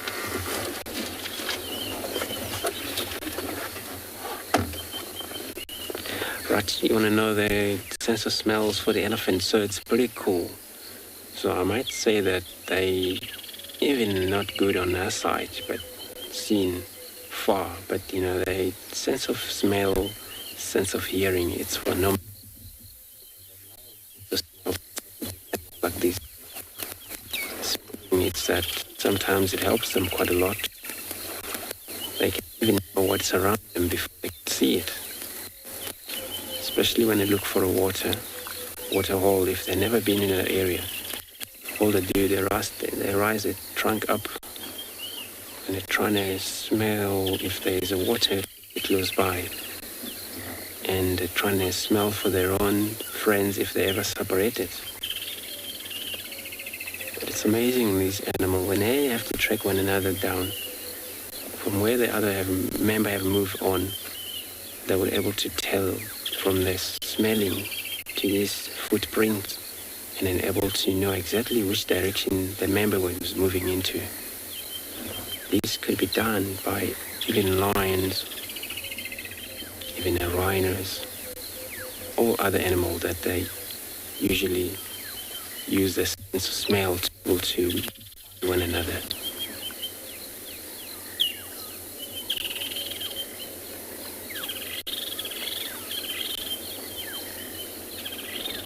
And this one has got a little bit of herbs going to feed on. Grasses, which is, green rain brings a lot of changes to the ecosystems, where now we're looking at these bushes from winter.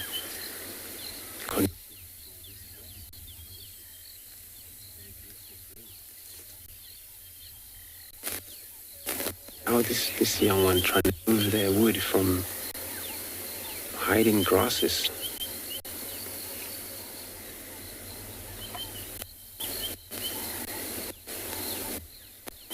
Another one was just trying to communicate.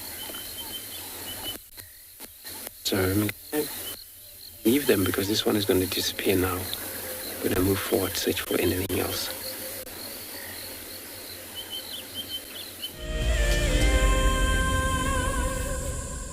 There's a grounding earthiness to this place that we feel in our ancestors. It's a place where, believe it or not, we evolved as a human species, and anyone who's come to Africa will understand that, the connectivity that the continent has to the person and to people's souls. is next level. I'm thoroughly looking forward to taking you on your next adventure when we explore all the small and big things. Catch up with the guides daily here on Wild Earth. An ever-increasing part of the global population is losing its connection with nature. Wild Earth is here to reduce people's stress and anxiety, allowing you to escape into nature even just for a few hours a day. However, Wild Earth is expensive to run, and we need help from you to keep this ship going. Wild Earth Explorers gives you the opportunity to be a part of a program that supports the sharing of nature with the world. My name is James Hendry, and I work here at Djuma Private Game Reserve in the Sabi Sands on the western fringes of the Greater Kruger National Park. My favorite part of getting questions from viewers is that we get to have long and varied discussions about all sorts of different aspects of nature. Because our audience comes from all over the world, it's very special to have different perspectives from everywhere. If you want to submit a question on Wild Earth, you need to register on our website. Once registered, go to the Live Safari page and submit your question beneath the live feed. Have you been watching Wild Earth and dreamt of being right there on safari with one of the guides? Well, now you can. Wild Earth is offering you a chance to buy a ticket to dream. You or a friend can hop on board a live Wild Earth show and join our guide on safari. The ticket is redeemable at any of our locations, anytime in the future. Only a limited number of tickets are available, so don't wait. Get your ticket now and start dreaming. Terms and conditions apply. Behind us, we have a spotted predator, but in front of us, just on the tree here, perched away in the distance, we actually have one of the world's most efficient predators. And it's not a leopard or a lion or a jaguar. It's a dragonfly. They're in a class of their own, the 95% success rate. They are absolutely lethal aerial hunters. They really are remarkable. When we say predators, we have this sort of notion to always think of lions and leopards and hyenas. Yes, they are the predators, the mammalian predators out here, absolutely. The terrestrial mammalian predators. But there's lots of other predators that we do tend to forget about, and this is one of them. And I've mentioned the tracheal system in insects before, because that's really how they breathe. They don't have lungs. They don't breathe through their mouths like we do. They have a tracheal system, and there's lots of little holes that run down the side of their body. And it pulls oxygen in and oxygen through a process called diffusion. Diffuses into the body from that high concentration into a lower concentration in the body. And it's almost like a gradient. And that's how they breathe. They really don't have lungs. And these holes, the tracheal system, they used to be much larger. Insects have evolved to get smaller in size, and these sort of tubes, if you like, are like little drinking straws. They pull in the oxygen. Oxygen fills the straws and then diffuses into the body's cells. So what does that tell you? Straight away, that tells you something. Their respiratory system, oops, that's my game drive radio once again, means that they don't have red blood cells. They don't need to use blood to transport oxygen like we do. We breathe through our lungs, and we require red blood cells to transport that oxygen. Insects do not, so that's why many people think that insects don't have blood. Imagine if they did. Your windscreen would look like a murder scene after driving through the bush. But they do have a blood of sorts. They just don't need red blood cells to transport oxygen. And their blood is called hemolymph. And this is used to carry nutrition and hormones throughout the insect's tiny little body. And it's normally sort of yellowish in colour. It doesn't need to be red. It doesn't need to be ferrous because there's no iron and there's no red blood cells. So it's normally yellowish, or it can be a little bit greenish or a wishy-washy, dirty colour. And that's actually the hemolymph, which is the insect's version of blood, which is really, really fascinating. They don't have arteries, they don't have veins, because they don't need to have that system to transport blood, because it's a completely different circulatory system from humans. And what this means is that the blood, the hemolymph, actually sloshes around in the insect's body. It moves freely between the organs and down to the legs and the wings. It just slushes and sloshes around. It's not held in veins and arteries. Isn't that a great image for you all? Sounds very bizarre. They do have a heart of sorts, so to ensure that there's a little bit of circulation. Just a sort of, not a heart that we would consider to be a heart, but they do have a heart of sorts, and it's believed to be a sort of long tube with lots of muscles and openings on the side and the front. And this ensures that there's a little bit of movement of that hemolymph.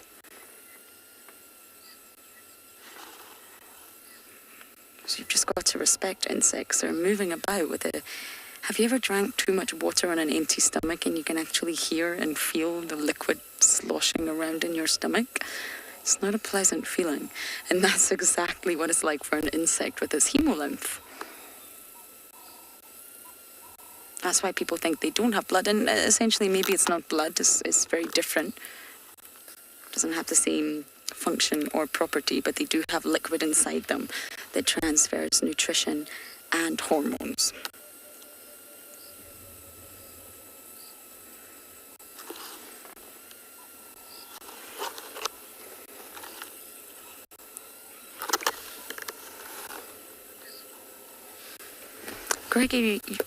Gregory, you're asking the lifespan of dragonflies. I'm not actually entirely sure. I know that it's short, and just like butterflies, really, they haven't sort of adapted to live long lives. I mean, some butterfly species, which is very sad, only live as a butterfly in the adult phase for a number of months. Some can live up to a year. But generally speaking, I'm sure the dragonfly is somewhere, depending on the species again, 6 months to a year in the adult phase. They have different phases in their life cycle. It's not long. Most insects have an annual lifespan. And the sort of sole purpose, the sole driving factor of the adult is to reproduce. Males to ensure that they fertilize lots of females, and females to lay lots of eggs.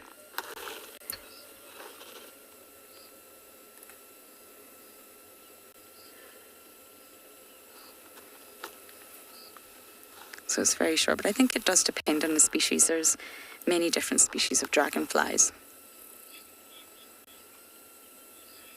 LJ, they don't walk. Dragonflies actually can't really walk. Their legs are all sort of positioned together in the same part of the body. And this is why they have 6 legs, of course. They're not an arachnid. They are an insect, which means they will have 6 legs. And they're sort of fixed closely together, which means if an insect was to try and walk like a dragonfly, if you can just look at the back end of the body there's no legs supporting it, so it would just end up toppling over and landing on its head. They can't walk, they can perch, and they can very, very accurately perch, and you can see this one's just positioned right at the end of a tiny little branch here.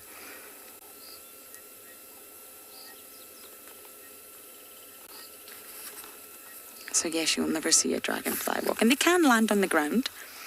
They can hold themselves, but they can't actually walk. They're not mobile in that regard due to the shape of their body. Oh, it flew away just on cue. So now we're going to send you across to Andrew.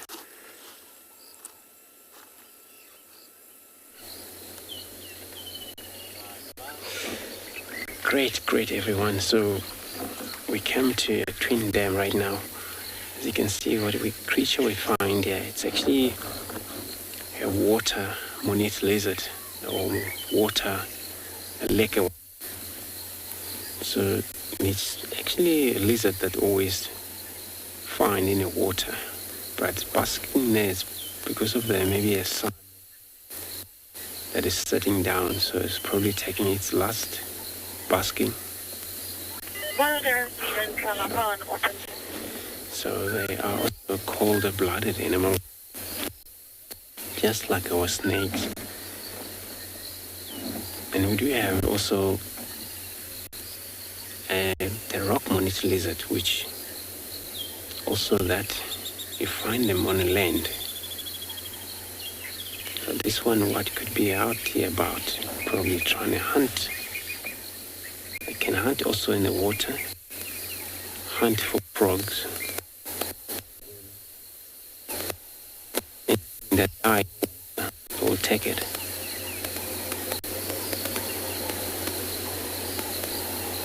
Sticking its tongue out.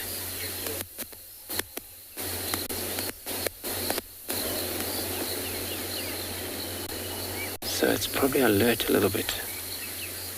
As you can see, its tongue sticking out. Or probably a hole in there. Or hunting method that's taking place right now. Look at that tail.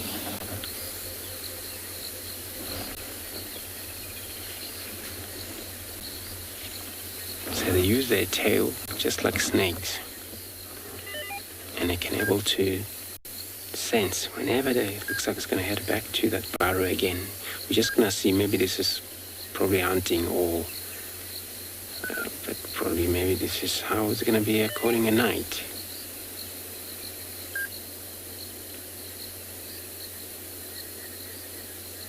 Look at that little band tail. They can run also very fast in land when they're getting attacked. Mainly would hunt them.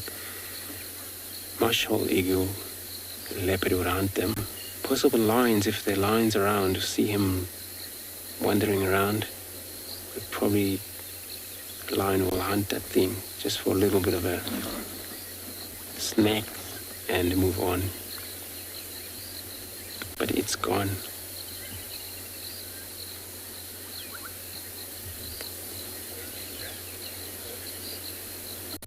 So I'm going to carry on and search to the east along the southern boundary, and I'm sending you over to Phinda.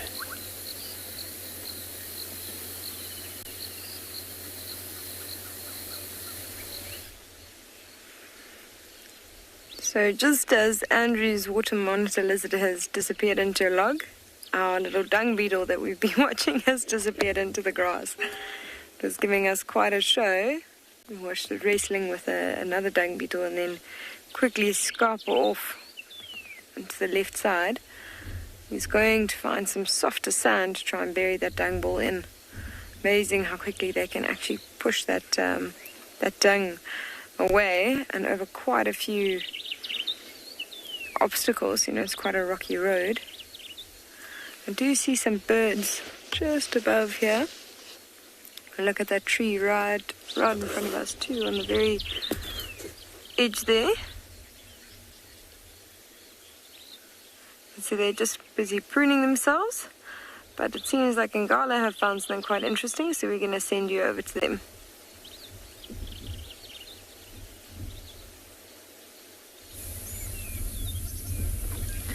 Welcome back to Ngala. We've been struggling with our signal a little bit, but looks like we're back. So we found a bunch of impalas in a nice clearing here. Lots of little lambs. And we thought it was quite a nice scene just to stop and take it in.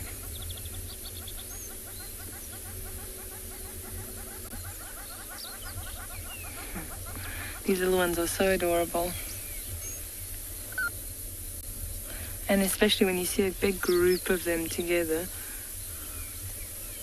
Just the perfect replica of the mother.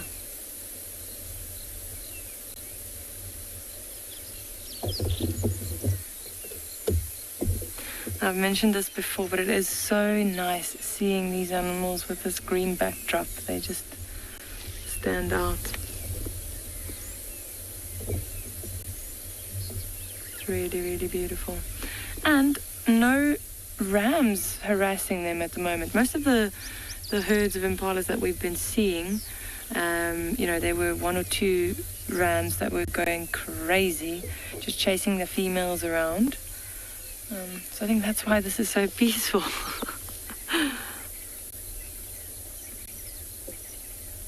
Now, towards the end of January, when the days start shortening, These males start going a bit crazy. They chase each other around, start fighting over the females. The rats only really in May, June, but they'll start fighting each other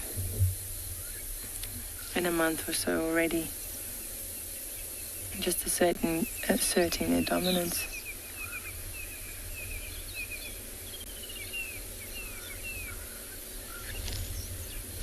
And we had a few warthogs behind them just passing through.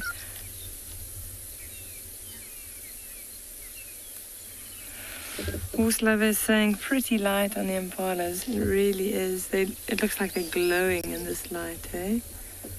Like a rusty, almost red shimmer to them.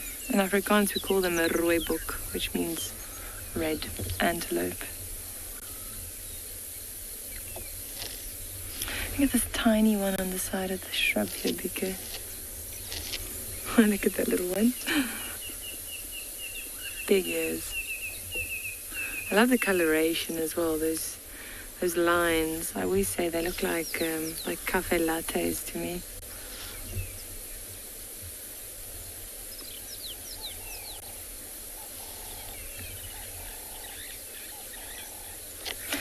Can't see any of them now, but earlier I've been, I was watching some of the females, and there's still quite a few of them that need to give birth.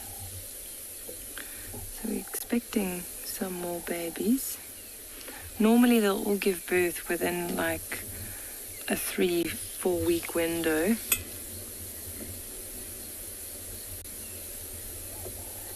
That's also one of their survival strategies. So you can imagine the predators love all these little lambs that are out. It's quite easy for them to catch them.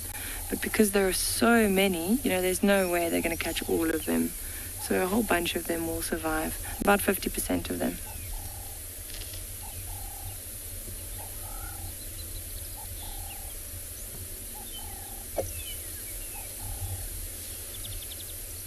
You can hear some magpie shrikes calling in the background.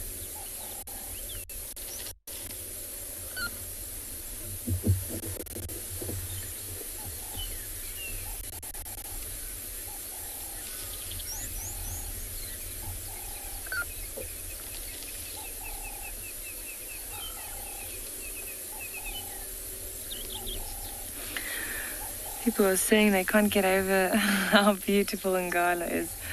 It really is a magical property. And the landscape also changes so much from the northern parts to the southern parts. Like, we have the most beautiful Mapani woodlands up in the north. And, in the south, so we're central south at the moment. But in the southern parts, we have these open grassland areas. It really is spectacular, especially this time of year. And then we've got that Timbavati River that runs through the property, 19 kilometers of it. And as most of you know, there's no water in there at the moment, so we have the privilege of driving in the riverbed and looking for especially leopards on the banks of that riverbed. And the leopards love these young impala lambs as well. I remember one year I saw a female leopard, and she had caught 2 little impala lambs and stashed both of them over the same fork in a tree. So we just saw these 2 little impalas up there. I think, it's just so easy, especially when they're still really, really young, and that the predators just can't help themselves.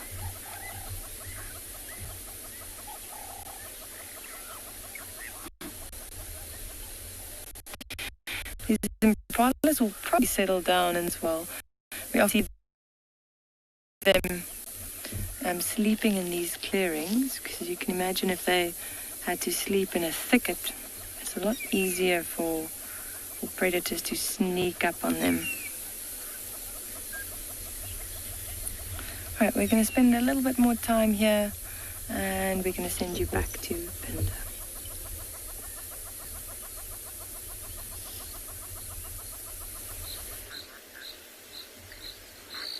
Welcome back. We have found a very old giraffe, and we've stopped because you can see she's in quite poor condition. What caught our attention is the sheer number of ticks that have collected around her skin folds, and if you have a look, you can even see some little wounds right in those skin folds. Possibly what's happened is, and as she moves her tail, you can actually see that it's quite swollen and inflamed there as well. And I think as these oxpeckers have pulled off some of the ticks, it's managed to pull off a bit of skin as well. They probably tried to keep those wounds open, and they got a bit infected. And she's really in poor condition, this poor female. It's one of the ways you can age these animals, is just looking at the condition, just like this. You can see she's got very many skin folds, and especially if we pan over just to the front right leg, you see those skin folds there and the number of ticks that have gathered there. You can just imagine as she's walking through leaves and grass and things, it's the area that they can collect in. It's very soft skin for them. It's nice and warm, and they're a bit sheltered and protected in there, and they can just hold on and feed. She's quite an older girl. If we look up her mane, we can even see some patches of fur that are missing from there. And her coat itself doesn't look sleek and shiny anymore. It's gotten a bit more coarse. I feel like she's just got insulted by what I'm saying.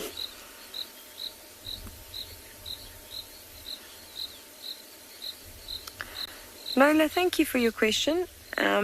We don't tend to interfere in nature. We let nature take its course. The few animals we will assist if there's something that we can do to help them are the endangered animals. So where we might assist is with a rhino or a cheetah or a pangolin.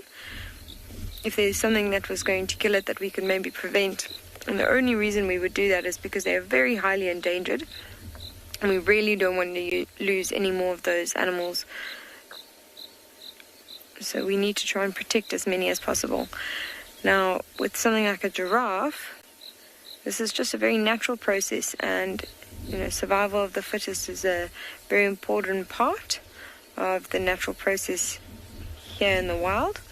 So we let nature take its course. You can imagine that a giraffe like this might be a bit easier prey for something like lions, and they also need to feed, so we let nature take its course in this case.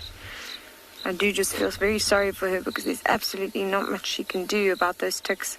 What she might find is a low-lying stump or something, and then probably just try and rub in between those little folds and try and scratch off ticks, as many as she can like that. That's why sometimes you'll see even giraffes walking over low-lying bushes and rocking back and forth. Let's just try and scratch those ticks off. Nothing's going to be very effective against that number of ticks. But hopefully some oxpeckers come and feed on her soon, and feed on those ticks, and they can help clean her up a little bit. Seems she's finished on that tree. She's probably just going off to another one around the corner to carry on feeding. You just see her head poking there.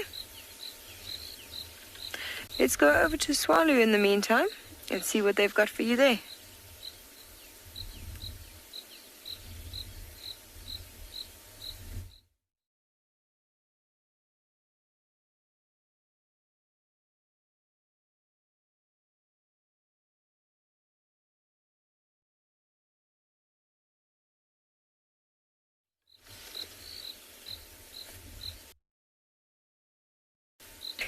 We decided to stay with this giraffe over after all. Apologies for the lack of audio, Swallow. As you can imagine, is what happens sometimes when you're out in the wild.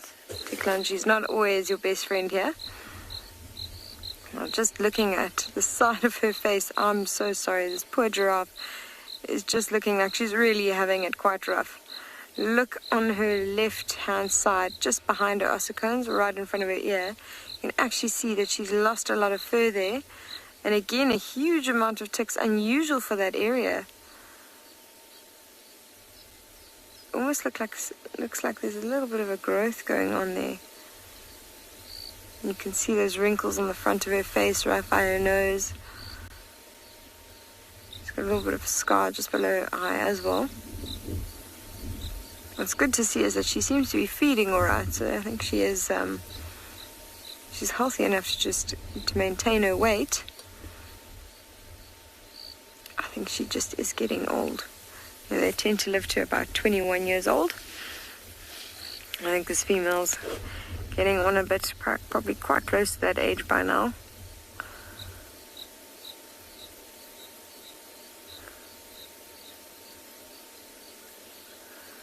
Wonderful to see them feed. You see how she's almost putting her whole mouth around those little branches and then pulling back, stripping those leaves off of those branches. There's no thorns on this one, so she's feeding quite quickly.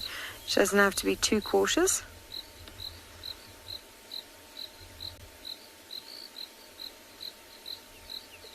Does seem to be enjoying this bush quite a bit here.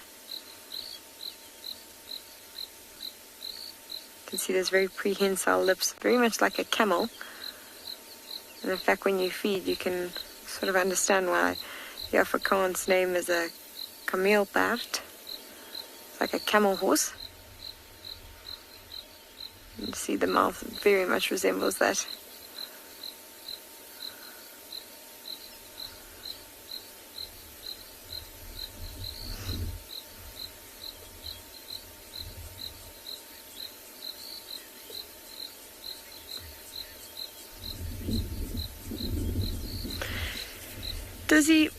I don't think she does have cancer. There's a few viruses that affect giraffe in particular.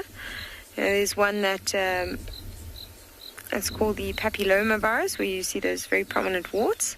And there's another one called giraffe skin disease, which is an infection by a parasite called the falciparum worm. Oh, I've just noticed another female just off to our left. Don't know if we can maybe get her into the shot. But this particular female, I didn't see any signs that she might have something like cancer. You know, you might look for a tumor or some sort of sign like that. I think it's just age that's made her lose a bit of condition. Here's another younger female. You can actually compare these two really nicely. If we have a look at her face and how much smoother it is. She's got a few wrinkles, but just generally her condition looks much, much better. She's walking right out into the open for us. She has actually lost a bit of fur in the middle of her neck. She does have an oxpecker on her. That little red-billed oxpecker is what generally cleans these giraffe up of these ticks. And you can see there's a few animals that are quite happy to have oxpeckers right along. We can see the benefits that it would give. You know, when we can see the damage that those ticks will do. So giraffe are one of the few that do quite happy to have oxpeckers right along. But if we look at the back of her body as well, we can also see quite a few ticks. Not to the extent that the other female had, but some of them as well. You can see them all the way down her back leg. There we go. If we look at her neck, I can just noticed there's that infection from the falciparum worm. You can see there's a big patch of skin that's missing there. And that I run it by the red-billed oxpecker. And that parasite will be transmitted from giraffe to giraffe as they feed on open wounds.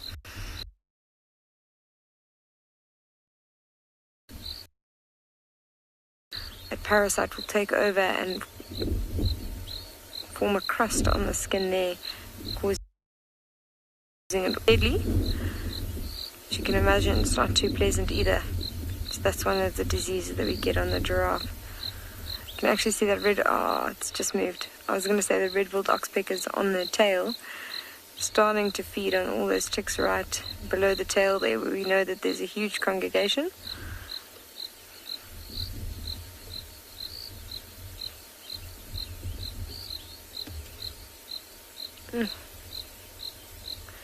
Seems like she's busy feeding on some elephant's pudding.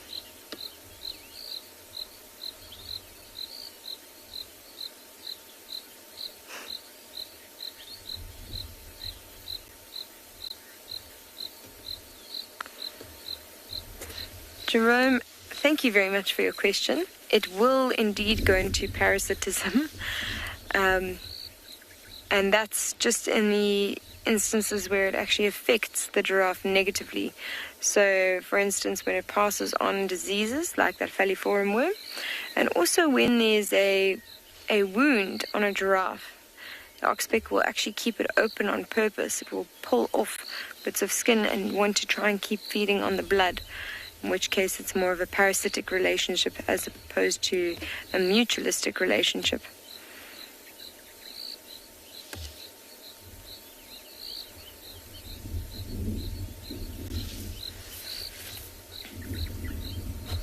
You can hear that beautiful call off to the right, that high trilly sound. It's our eastern nikita calling, which is one of our very special birds we have here at Anbionpinda. It's quite interesting as around this time it's actually changed its call to a beautiful one. And during the winter months you actually hear more of a high-pitched sort of one note. Just goes chip, chip, chip.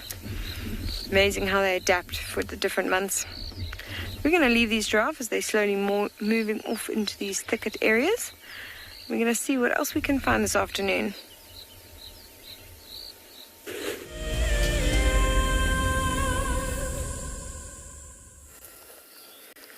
Our princess is still very flat, so we're just admiring whatever else we can find in the area. And this is one of my favorite flowers to find out here.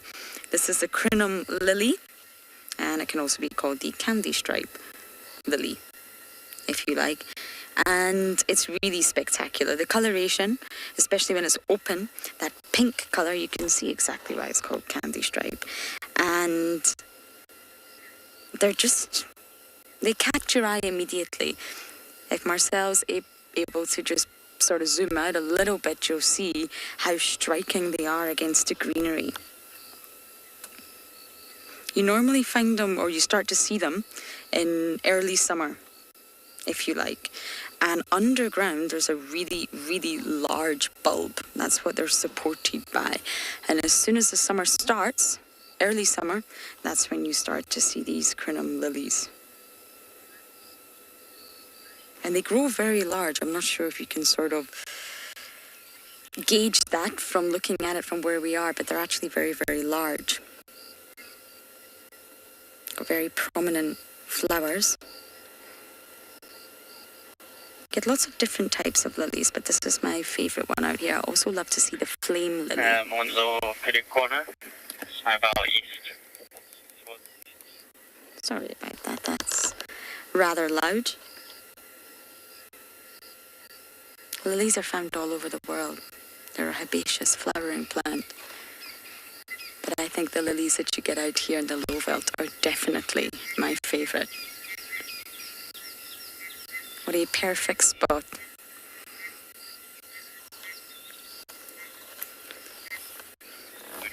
She's gonna cross up in cut soon.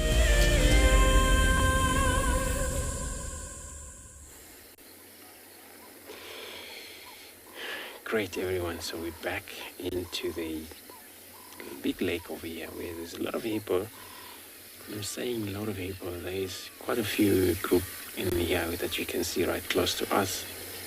But there was another group further distances. It's cool because then this is now it's getting into the time where whenever it's dark taking places, they will move out to graze, eat grasses. And the whole night they will do that. And they'll probably return back to this waterhole again the next morning. Around 3 o'clock, maybe 4 o'clock, depend how.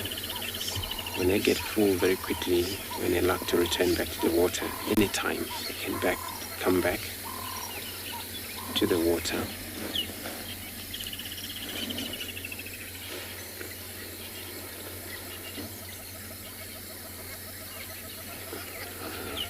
beautiful yawn over here.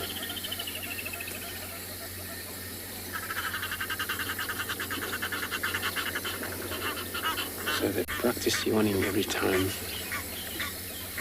either when they're threatened or when they're luck to do that.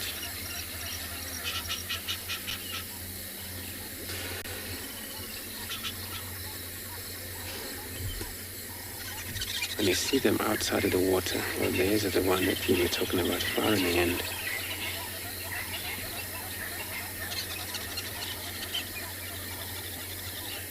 Kylie. So they quite a lot of grass they eat for sure, and maybe a bit of herbs, but they would prefer grasses. And then I've never actually seen them browse, but they eat grass. So reeds, if it's ever reeds in this river, they would go spend a lot of time in the river. It's also cooler in there. And they would feed on the very new shoots of reeds.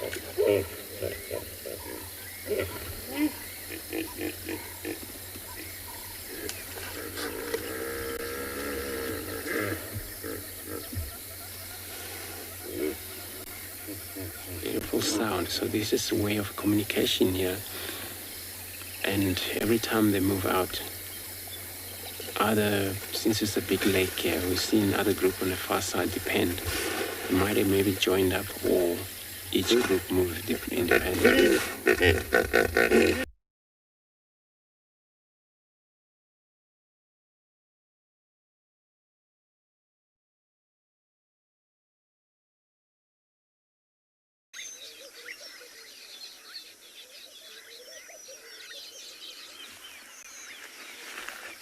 Just lost Andrew and Jamo.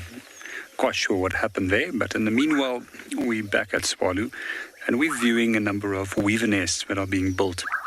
So at this time of the year, you'll notice that the males will become yellow in coloration and often develop black facial patterns. So what these little weavers will do is that the males will start building these nests, and once they're completed, they will start displaying underneath the nest by hanging upside down. This will then attract the attention of a number of females. If the females find that the nest is suitable, they might mate with the male and also do a little bit of interior decorating by lining the opening of the nest with some grass seeds. However, what we do find is that to build a nest, you need to have some form of skill and experience. So only experienced males will be able to build perfect nest, and therefore the young males, which has not developed the skill and is not ready to mate, will not be successful in producing a successful nest. We often find that these males that produce unsuccessful nests will eventually break them down and start again from the beginning.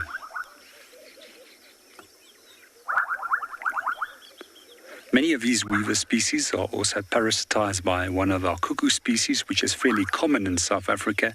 This is known as a Diederik's cuckoo.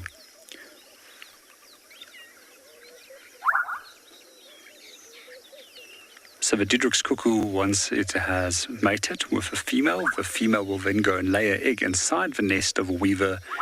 And what the chick will do is either kill or roll the egg out, kill the chick or roll the egg out of the nest to ensure that all the resources will be only coming straight towards it.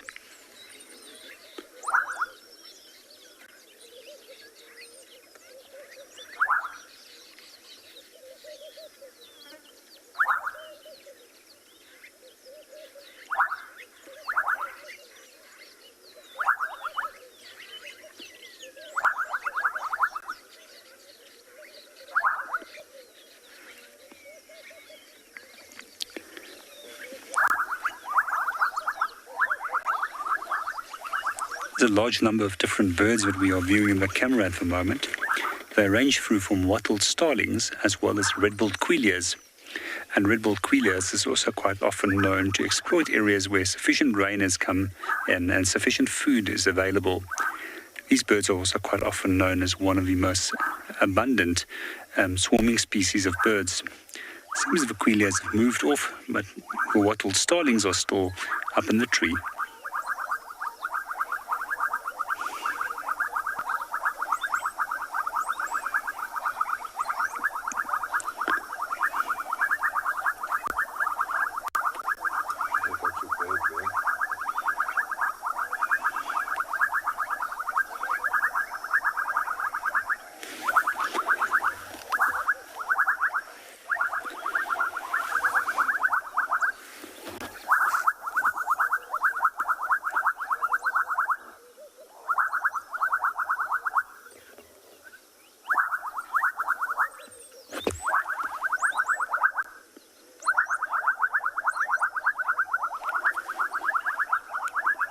Hi, good afternoon, Renda, and welcome to the show. In terms of nightingale, we do get fresh nightingale, but generally to the eastern half of South Africa.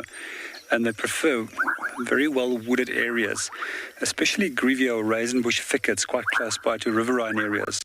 I can remember a few years ago, I actually went to go and twitch one at Lower Sabi. It took me all of 2.5 hours to actually locate the bird after hearing it. I can remember that I actually had to lay on my back underneath a shrub and view the bird from above. Pan for me out quickly in front of us. There's birch or sandgrass that just came in. Okay. You got him. Ah, beautiful. This was a bird that we were looking for earlier. This is known as a shaft-tailed wider. It's one of the brood parasites that we have in this area. And once they've attracted a female and mated with her, the female will move off and then go and parasitize the nest of a violet-eared waxbull. And then the waxbulls will raise the chick for her.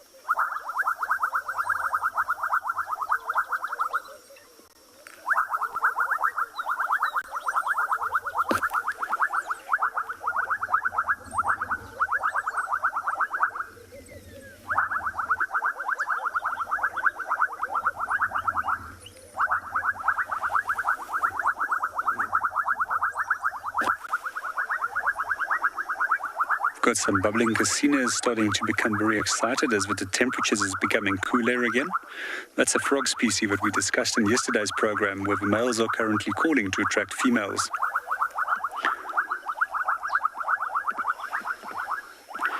We've also got a large number of doves coming in and out to come and drink.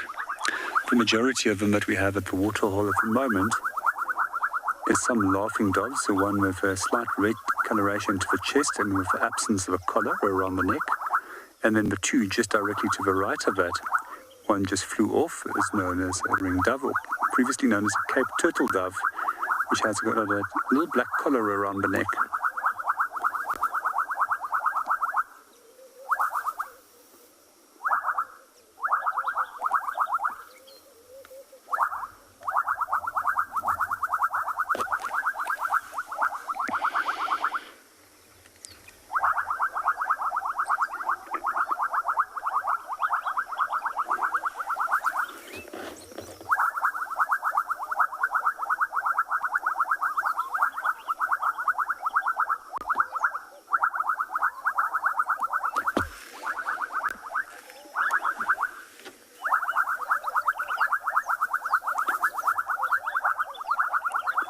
We're just going to enjoy the sounds of the bubbling casinos for a little bit longer and hope that there's a few more birds that are going to come in.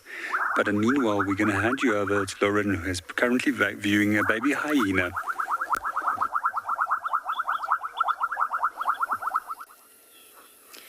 We are having the most incredible time at the hyena den. June is here, the adult is here, do not worry. And the little cub has been running around, not wobbling or crawling or running at high speed around the den. It's been absolutely magical. And I just want you to come and say Merry Christmas. Tlalamba is flat, but I promise you within the next 20 minutes we'll go back again. I want to spend time with Tlalamba, but she's gone straight back into the thicket and you can barely even see her. Merry Christmas, guys. Oh, cub, please come back. It was so magical. It's jumping, it's running. The other ones are biting it. She's biting the other ones, all in play.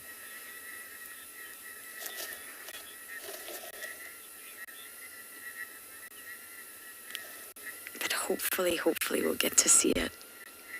It's very mobile. It's actually far more mobile than I thought it was. Which makes me think it's possibly a little bit... Oh no, here we go. Possibly a little bit older than we thought. What to do when you lose all content, Marcel, because it goes under the car? You stare at an empty den. June ran round to the other side and quasi annoyed her. I wonder if we might have to reposition in a moment when there's obviously not hyenas under the car.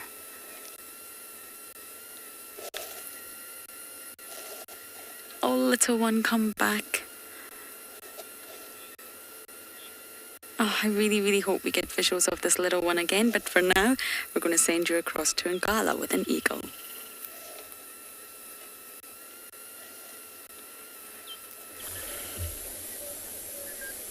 Right, so we have found a nice Wahlberg's eagle, and there were quite a few little fork-tailed drongos around him just a moment ago, harassing him and trying to chase him away.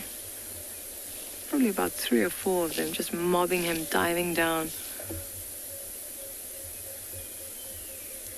These Wahlberg's eagles feed on other birds, as well as small mammals and insects and things like that, but a lot of other birds, smaller birds.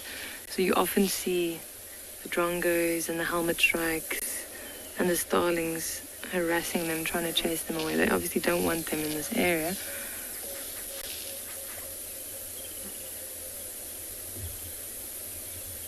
Otherwise their chicks or friends might become this eagle's next meal.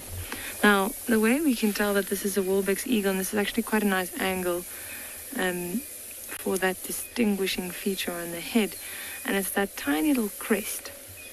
When he turns his head to the side again, you can just see that small crest. There he goes. I'm sure you all saw that though, but that is one of the best ways to tell. That tiny little crest. Completely brown, yellow legs, yellow on the bill, and a black tip. All right, so we're going to send you back to the little hyena cub at Juma. No. The timing. There we go. Come back to us. You cutie pie. You keep hiding every time we go live. Why is that? You see, it's very mobile. Look at that little tail up. June's very protective over this little Junette, really. It kept popping out the mound and June kept grabbing it by the nape of the neck and throwing it back in the mound. As if to say, no, I don't want you outside just yet. See, look, here we go. Can you believe that?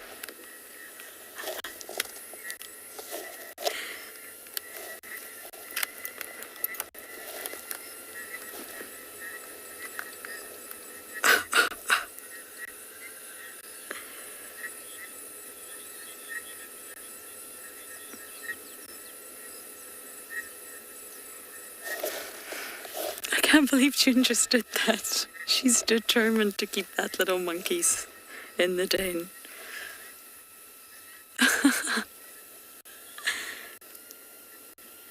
And of course, it doesn't want to stay in the den. It's learned that there's a whole other world out here. Oh, June. Now, the reason I came here, I know Andrew visited earlier, but there wasn't an adult, was just to also check who's here. Marcel and I both estimate that Tlalamba's kill is about 750 meters away, maybe in a straight line. That's not far, and it's a large impala. I still don't know whether it's male or female. But it really won't take long until someone picks up that scent. Will Tlalamba care? I have no idea. But I just thought it would be really interesting to see who's around the den, what adults are here, and then go back to Tlalamba's kill and see if it's still in the same position. She does this a lot, Tlalamba. She sometimes just decides, well, not to hoist. I don't know why. Maybe it's because she's got so many kills everywhere, she doesn't need to hoist.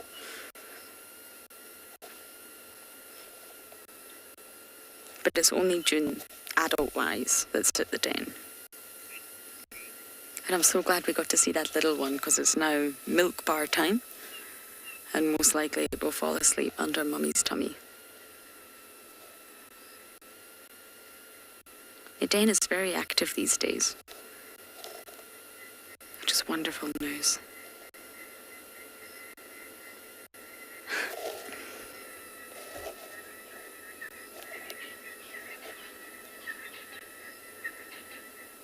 June's spending a lot of time here.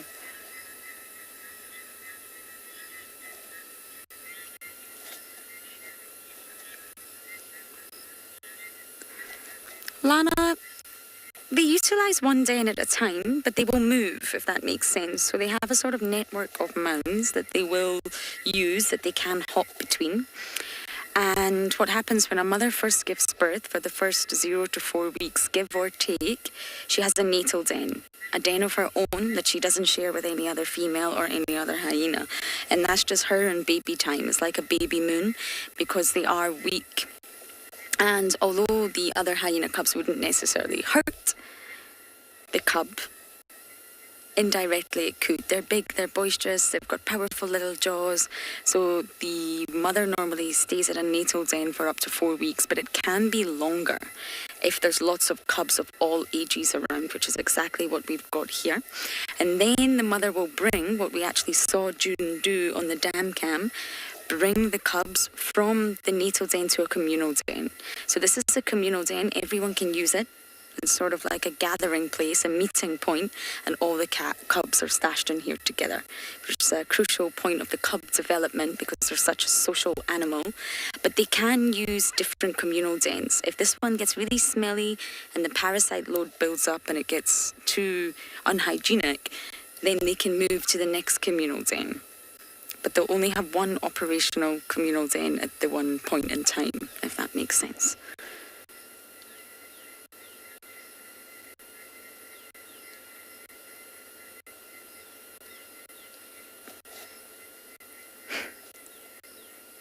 Imagine if there was just one hyena cub. How lonely it would be. Luckily, there's so many of them, all keeping each other entertained. Hello, where do you think you're going, missies?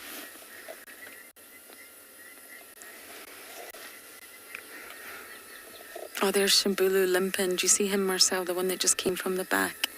He's got a limp on his back, right leg. Still doesn't look any better, I'm afraid. Okay, I'm going to stay here just a tad longer, and then we are going to head back to Princess Kalamba.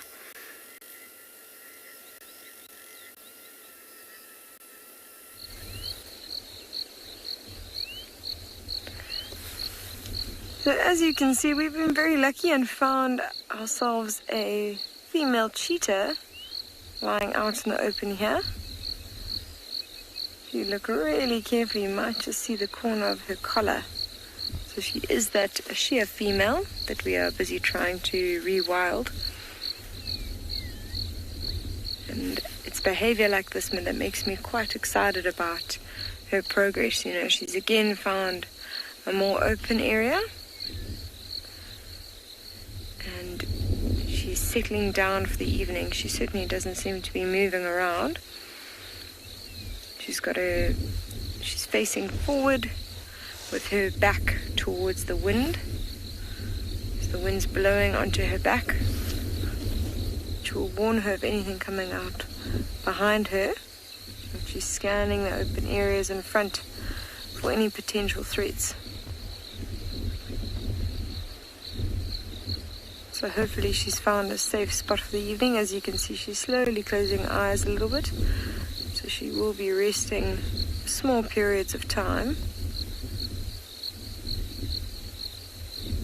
And as you can see, just open them up again, having a quick look around. I think she's getting bothered by some flies, because if you can have a look at those ears, they're constantly flicking.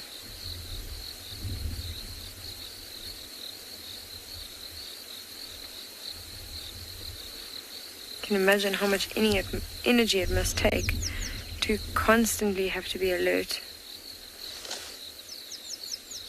and looking around your surroundings.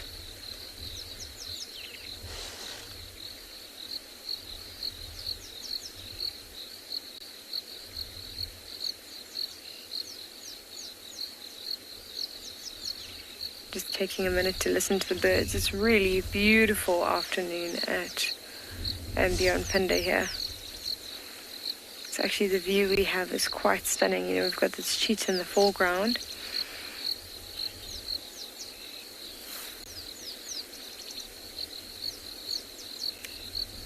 We've got this cheetah in the foreground, and we've got like a beautiful plains and rolling mountains behind us. Miley, thanks for your comment. Yes, she does seem relaxed. I think, you know, she hasn't come across any sign of any other predators in the area. Certainly no sort of strong sense, or she hasn't seen anything that's caused her concern. So I think she is quite relaxed for now. I think she's quite confident in the spot that she's chosen. You know, typical behavior like this is maybe she's fed not too long ago. So she would find an open area where she feels comfortable and spend pretty much the entire time while she's digesting in those open areas. There's no need for her to move around too much until she needs to hunt again. You can imagine every time she moves, she runs the risk of coming across something that's potentially dangerous for her. And there's a lot of lion and leopard around this area at the moment. Not this area right here in particular, but in the southern part of our reserve. We've actually found quite a few tracks of lion and leopard this afternoon. Unfortunately, we didn't manage to find them. But she does have to be on the alert, because it certainly is a good area for all those predators.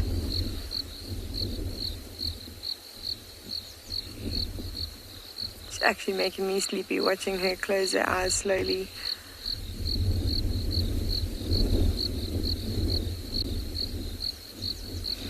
I think the beautiful scenery is also slowly lulling her off to sleep a little bit.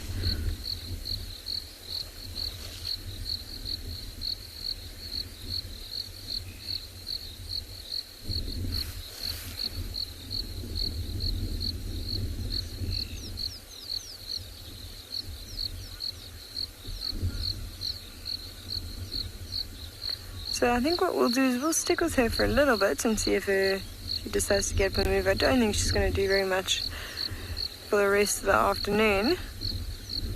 But in the meantime, we're going to send you over to one of the smaller but still very special animals that Swallows managed to find. Welcome back to Tswalu. We're currently looking at some ground squirrels at the moment, busy eating. It's quite a wide range of different plant materials which we're seeing them feeding, but most of the time they're feeding on fresh grass shoots, and these probably have a very high amount of protein in. I'm not quite sure what this little one has been eating. So generally when grass shoots are quite fresh compared to grass that's old and yellow, it holds much more nutritional value. So one of the things that we have noticed with these ground squirrels is the majority of them is all females, of the ones that we can see so far. And it's mentioned in one of the previous episodes that they live in separate male and female groups. And it seems as if one of the females might potentially be pregnant. Her belly is incredibly big at the moment. So these little guys will give birth to approximately 2 to 6 young. And they carry for approximately 40 to 45 day gestation period that they have. I was also recently asked if they are larger than cane rats on a question. And if we compare them in weight to cane rats, I did a little bit of research on it again. These guys seldom actually weigh more than 1 kilogram compared to the cane rat, which has a potential of reaching weights of up to 4 to 5 kilograms in weight.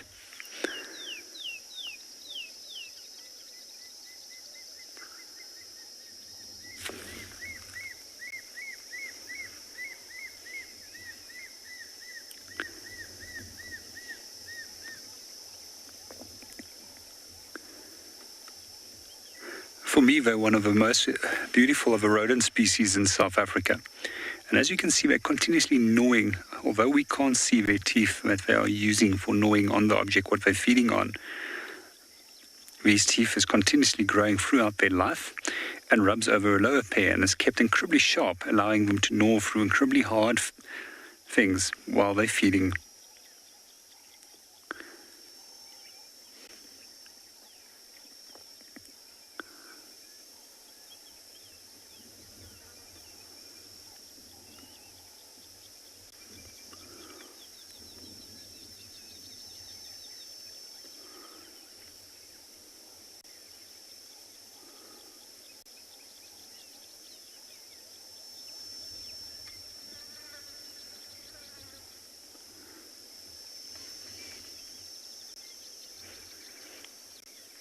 For those of you who wonder what is the largest of the rodent species in South Africa, that honor goes to the Cape porcupine, which weighs in up to as much as 18 kilograms in weight.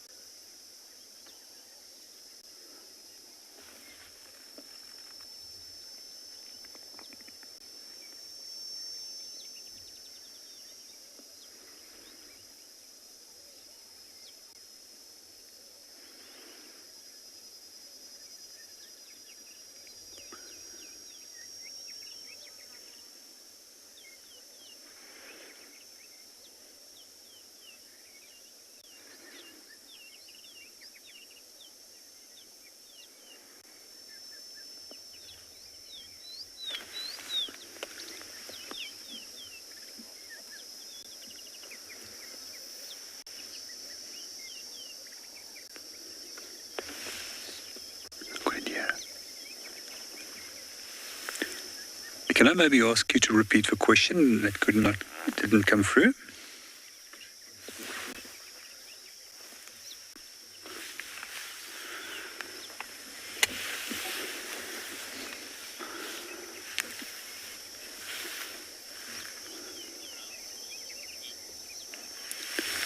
Good afternoon, Robert, and welcome to the show. To answer your question, they virtually feed mostly on plants, bulbs, and small little plant materials, but they also will often feed on insects such as termites, especially when there's harvested termites feeding out in the daytime during the winter, and also when there's termite elates that are erupting in the area.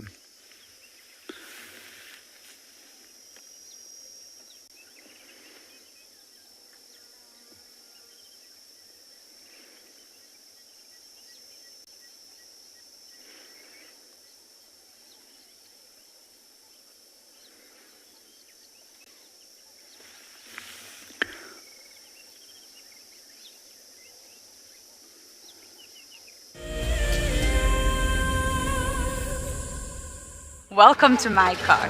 This is Wendy, and she's my favorite. She would love to have your name engraved on her so you can be with her every single time she goes on a safari here in Djuma. If you become a Wild Earth Explorer, you will have the opportunity to buy an engraved tag which we will attach to her. We will make sure to send you a digital picture to show you exactly where you are sitting on her. You will have front row seat in every single sighting. Guys, just watch what's happening. See, watch the elephants, watch the lions. See, the first ones to run are the cubs. Can you see them? They are right here. I'm not sure how scared you were, but I was quite nervous. But absolutely incredible. Expect the unexpected here on Wild Earth daily. Have you been watching Wild Earth and dreamt of being right there on safari with one of the guides? Well, now you can. Wild Earth is offering you a chance to buy a ticket to dream. You or a friend can hop on board a live Wild Earth show and join our guide on safari. The ticket is redeemable at any of our locations, anytime in the future. Only a limited number of tickets are available, so don't wait. Get your ticket now and start dreaming. Terms and conditions apply. My name is Ross, and I'm a field guide at and Beyond Pinde Private Game Reserve. I love getting questions from guests on Wild Earth because I love sharing and learning information about nature with new people, and it also makes me feel like you're all joining me in real life. If you want to ask a question on Wild Earth, then you need to register on our website. Once registered, go to our live safari page and submit your question below our live feed.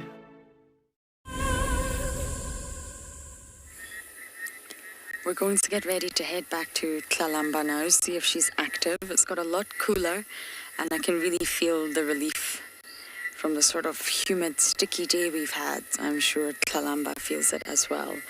Now, I actually want to take back my words on Shimbulu. I said it looked quite bad. It is actually putting weight on it, which is a massive improvement from 2 days ago. So he's still limping.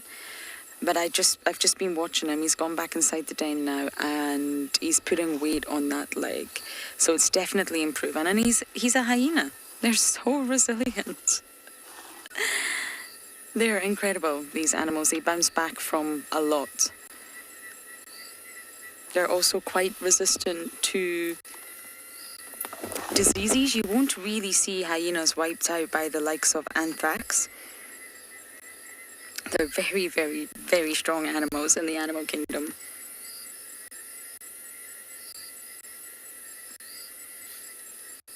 And they enjoy a really long life out in the wild. Can live up to 20 years. And because of their hunting and scavenging lifestyle, they're going to be exposed to all sorts of pathogens, a huge array of pathogens. And that's why oh, hello.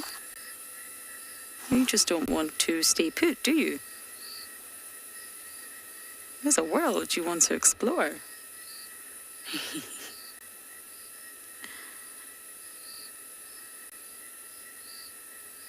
Gee, that's exactly why the hyena immune system is of such scientific interest. Because they have such a knack at avoiding or even surviving potentially devastating diseases that wiped out a lot of their competitors. Rabies,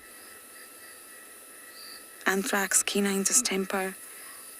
They also show extraordinary resilience to broken bones, which is why I think Shimbulu will be absolutely fine.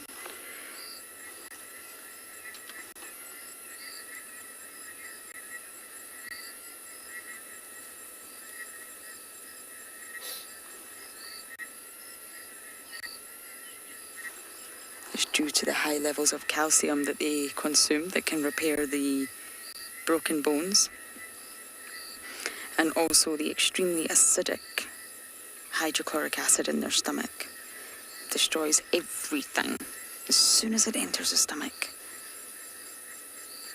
It doesn't give it a chance to reach the intestines. It doesn't give it a chance to cause any imbalance in the gut flora.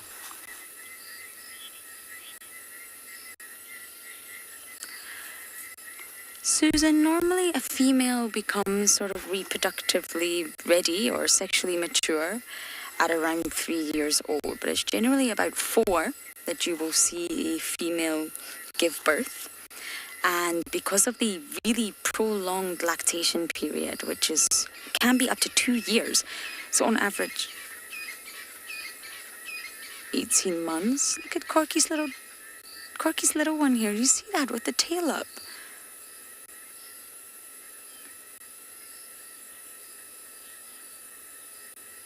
And Hart's little ones with the tail up. You see that?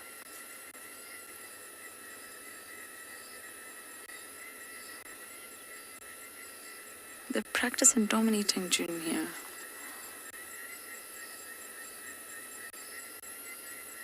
It's not overtly aggressive, but their little tails up show dominance.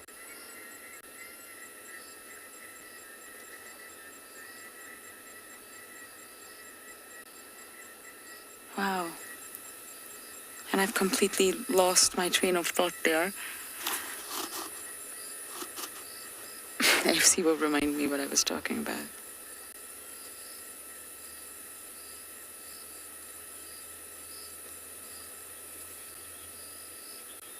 Oh yes, sorry. My brain is fried. It's been a long day. Yes. 4 years old on average, depending on their status and their environment and clan numbers, they will start to give birth. And the prolonged lactation period of up to 2 years normally means they can have a litter after every 2 years. It depends on a lot of factors, and they have long lives. So technically speaking, they can have a lot of cubs throughout their lifetime.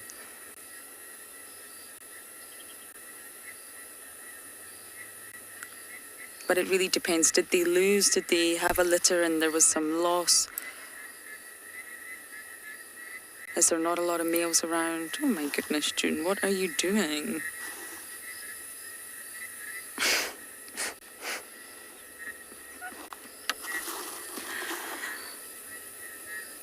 She's not settled, is she, until she knows that little one is safely in the den. It's probably because she knows the other cubs could technically dominate that little one. It's too small, isn't it, June?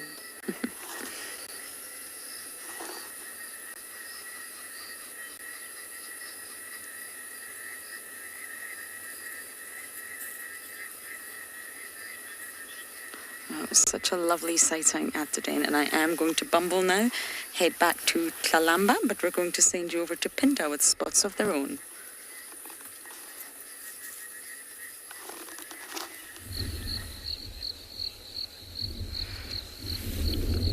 So this female cheetah is still lying very much in the same spot that she was earlier. I think we were really right in saying this is where she's going to probably settle down for the evening. Hasn't been much activity since you were last with us.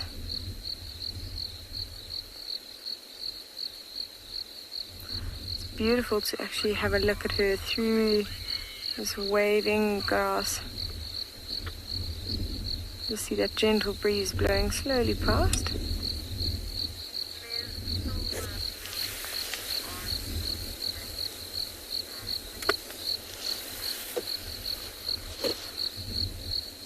She's lying just in the copse of a few little bushes, and I think that's to give a bit of a break from the wind. It's got a slight chill in the air. I think she just wanted a little bit of a sheltered area. There's also some clouds coming in, so it is possible that it's going to rain a little bit later. Most cats don't like getting wet. You often see them go into thickets as soon as it starts raining to try and shelter themselves from the storm. As you can see, still very alert, got those ears pricked up, looking around. You see really nicely the back of her ears now. You see they've got that little bit of black on them, and that's a follow me signal. Most animals have that, and it's a break in their camouflage from behind, never from the front. And it's so when they're running through the grass or running away quickly, things like cubs or the rest of their coalition or pride or whatever it is for that particular animal, it has something that they can lock onto and just follow through those areas, so they can identify that black, focus on that, and then see it as it runs through the grass. They don't lose sight of their mother. You can see that's the cheetahs, and as you see her flicking her tail, you just see that very white tip, which is another follow me signal. Tegan, thank you for your question. So apparently cheetah can see up to 5 kilometers pretty clearly. Now when I first heard that, I thought, no, there's no ways. But if you think about it, we can see probably 2 kilometers, 3. We can see quite a distance, but not very clearly. So I think there is something to that. And you'll often see them use a bit of a vantage point, like a termite mound or fallen over tree stump or some sort of higher area. And they do that so that they can actually look further and they can maybe spot something from far. The advantage of that is that if they see their prey from far, then they can also identify which way they can stalk up to that prey from quite a distance. They can notice little thickets or anything that they can use to get as close to the prey as possible, because even though cheetah are very fast at accelerating, they still need to be at least within 70 meters, but 70 meters is really far for a cheetah. So even closer, the closer the better for them to stalk up can see that collar on her really nicely now. She's just got her head up and is having a good scan around. Oh, she is so beautiful. They have the most beautiful colored eyes. Sort of an amber color.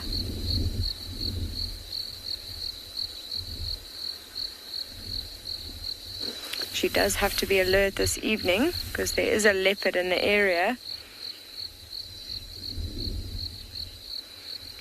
So, Wiley, king cheetahs are a genetic variation that is very rare to occur.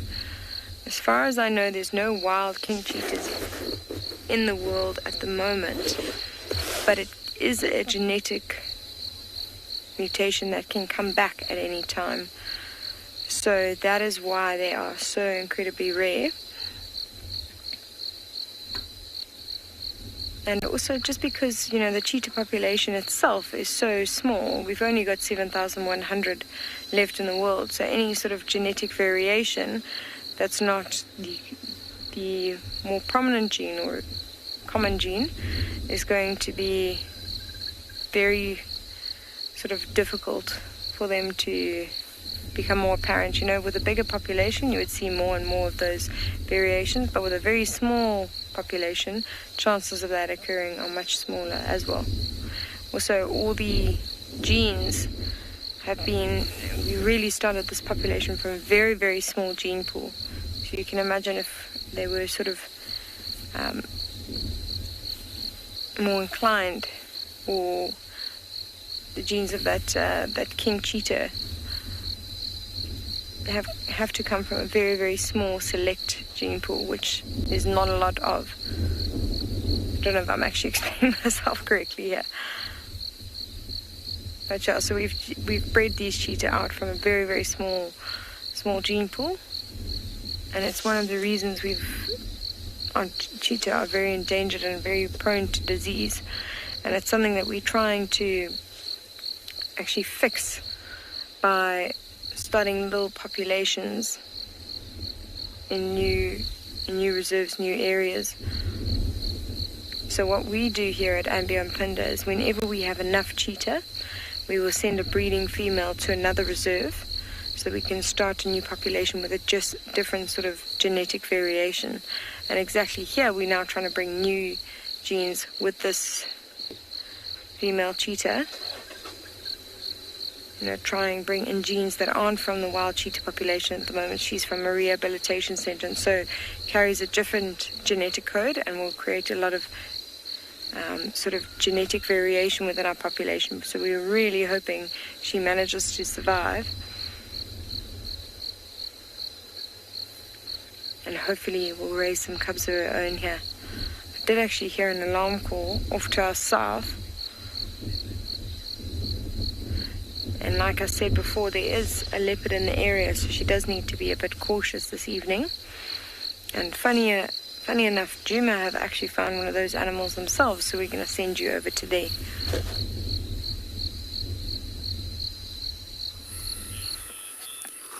We are back at the kill site, and Miss Tlalamba is too.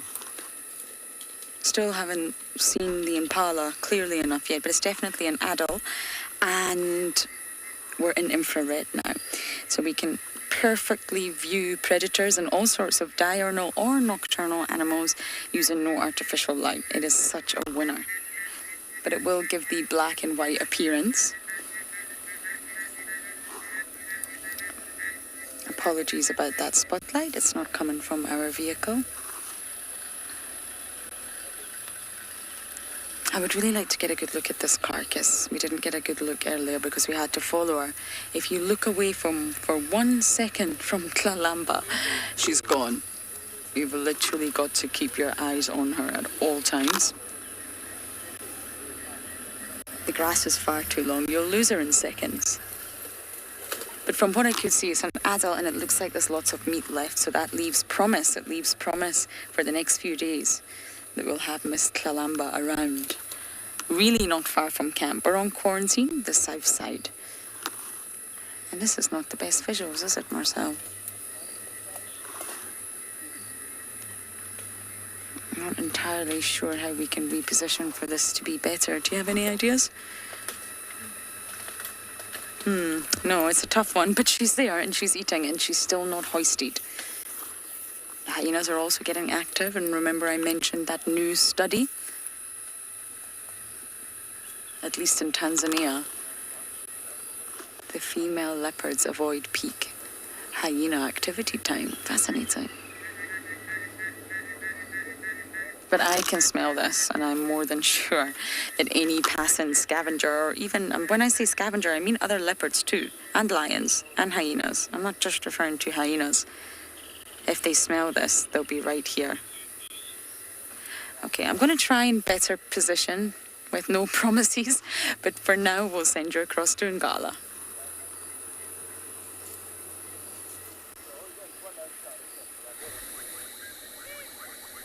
Welcome back to Ngala. So we've spotted 2 owls in the distance, and it's quite a beautiful silhouette we've got here. At first sight, I actually thought it was Rose eagle owls, but then they started calling, and I don't know if it's a little bit too far for you to hear. They are currently calling, and by the call we could make out that it was spotted eagle owls.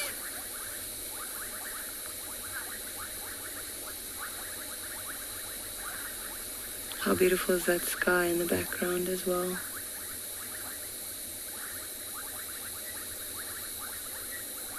Oh, and one's off. Normally these large owls would sleep during the day, and then once it starts getting darker they start getting active, and they're probably on the hunt already.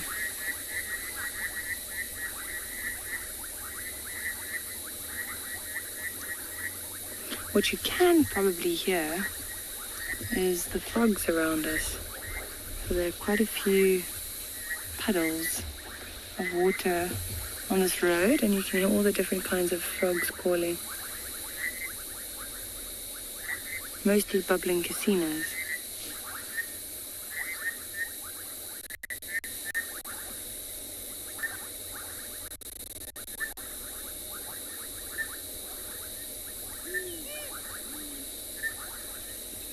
There's the call again.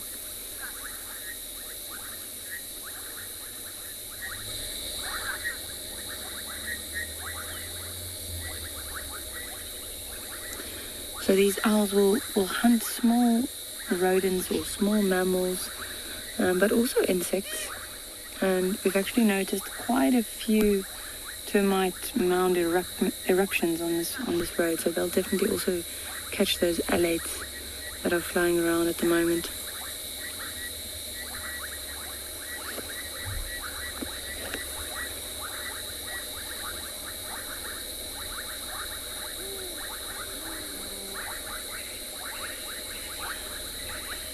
It's nice to see the 2 of them there. These owls are monogamous, so that was probably a pair, male and female.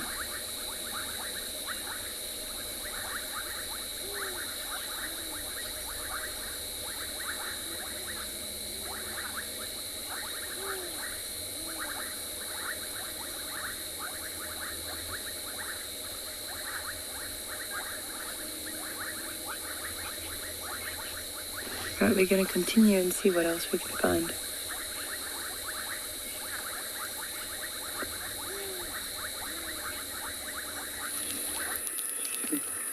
Well, it appears... Oh! There's not much of this carcass left at all. Lots of flies she's moving it.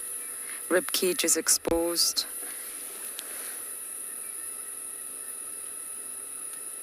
I definitely think it's an impala. I didn't see horns there, but I didn't get a good enough look. She's considering hoisting. You see that look? She's checking out the tree.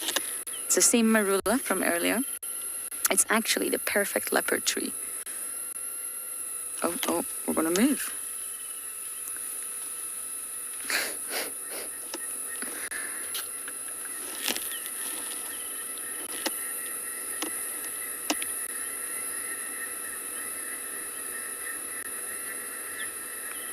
What are you thinking, dear Chalamba? She hears something. Oh, she runs. Hyena. I knew it. Is it June? It's June.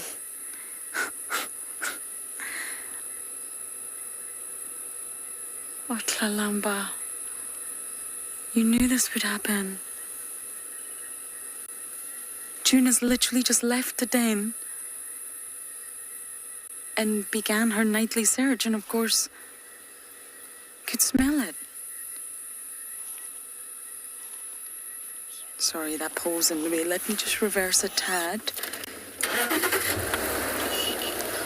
She knew something was coming. She checked the tree and then she realised she didn't have time. I don't know where she's ran to. She's probably around, but we are getting plunged into darkness second by second. Oh, June. And that's exactly what hyenas do. They patrol, they wander, they walk. We're really not far from the den, as I mentioned, about 750 metres in a sort of straight directional line. And she's obviously been walking, come to quarantine. It's the perfect place to come, and got a whiff of that kill and came straight towards it. And Clalamba, of course, heard her coming and knew immediately she's going to lose this kill. But from what I can see, there wasn't much left. Look at the rib cage. She's really finished this. I wonder if she'll go back to the other one outside our camp. There's always a backup with Clalamba.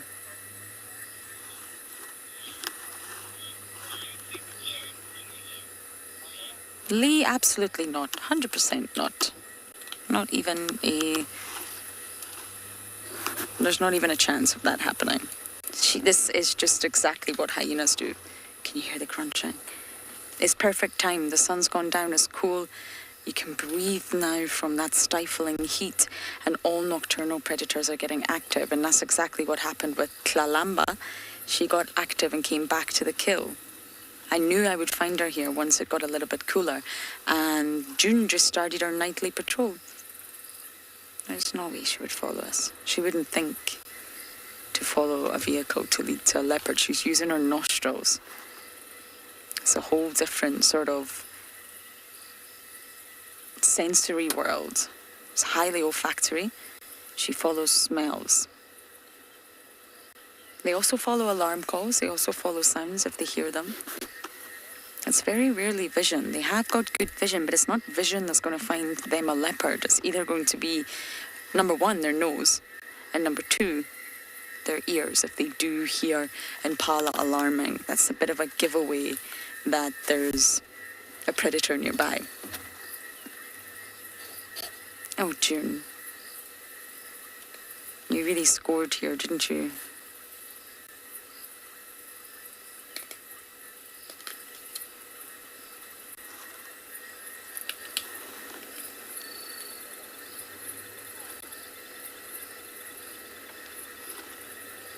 June's so much bigger than Clalamba. Clalamba's a big leopard, but nothing in comparison to June. So it was just a case of drop the carcass and go. Get out of here.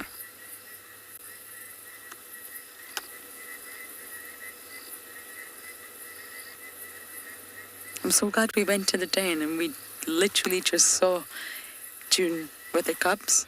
And here she is now.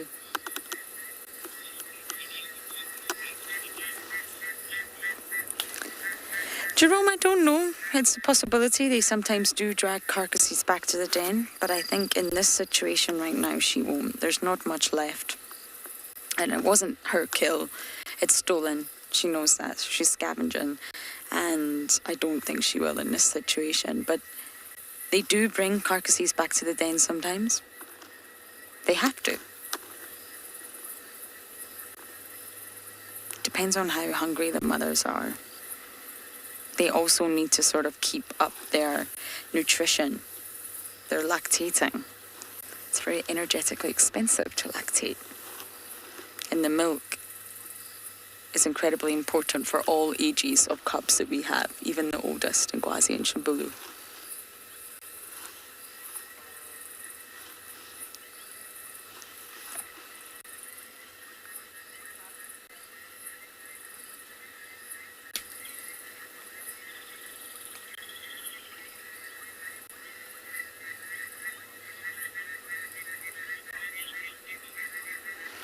Okay, I can see all the vehicles furiously looking for Kalamba, so we may join in on the search. But for now, let's go across to Pinda.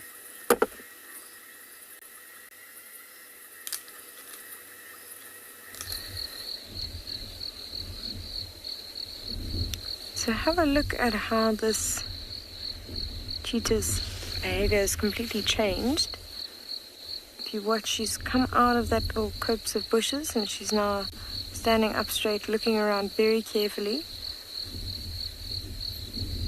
Completely alert.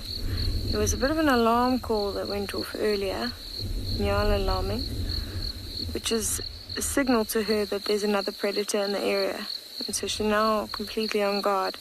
She's come out where she's got the best sort of vantage point, where she can see anything coming, hopefully from quite a distance. And she's just sitting very carefully and listening out on high alert. You can see her moving her head forwards and backwards all around, making sure she's completely aware, all 360 degrees around her.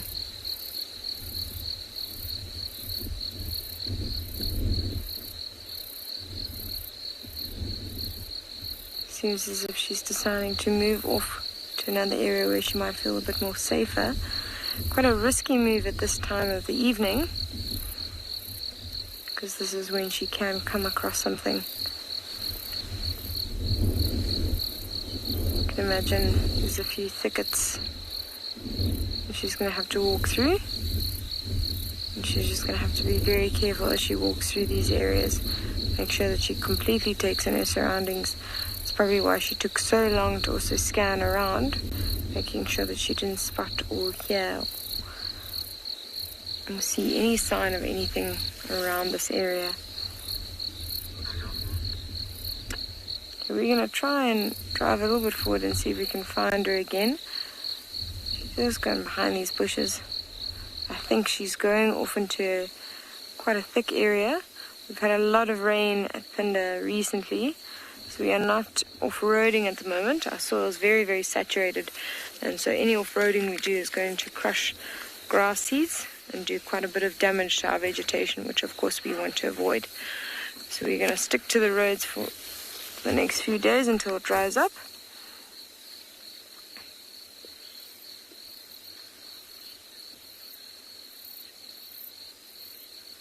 Lee, yes, cheetahs are diurnal generally. It's one of those things that if you read a textbook, then yes, cheetahs are diurnal. If you believe a textbook, you're going to miss out.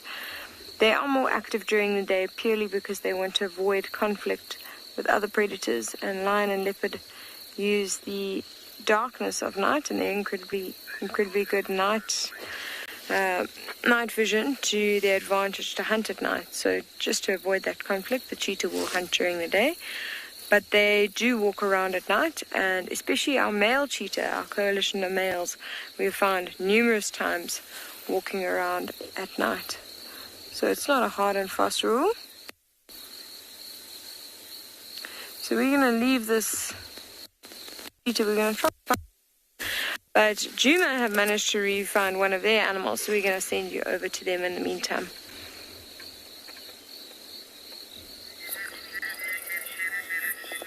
Kalamba's back. June's moved and she's at the exact spot June was just a moment ago, looking for anything that may have been left behind. I can hear June crunching, I just can't see her. It's too dark. Kalamba, this is why you hoist. Yes, that's why. But you already know this. June is just meters away. I can hear her crunch, crunch, crunch.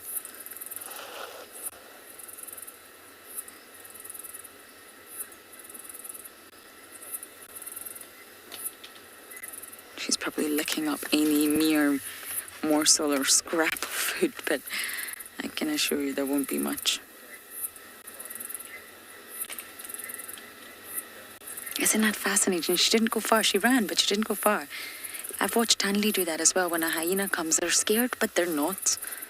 And they know that they can't get the carcass back, but they watch. I've had Tandy just sit next to Corky and just watch Corky eat the entire meal. Now, she's heading towards quarantine, so let's see if she's going to make her way to that other carcass.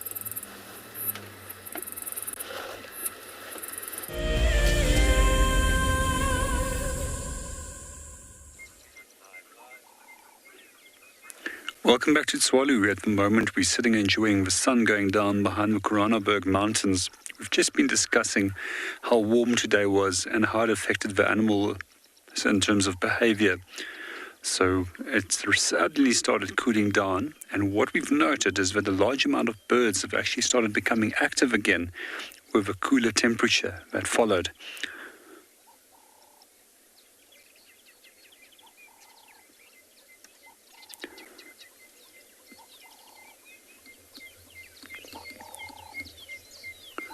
Just going to provide you with a short little quiet segment where you can enjoy the sounds of the Kalahari as well as the beautiful sunset that's silhouetting the Koranenberg Mountains.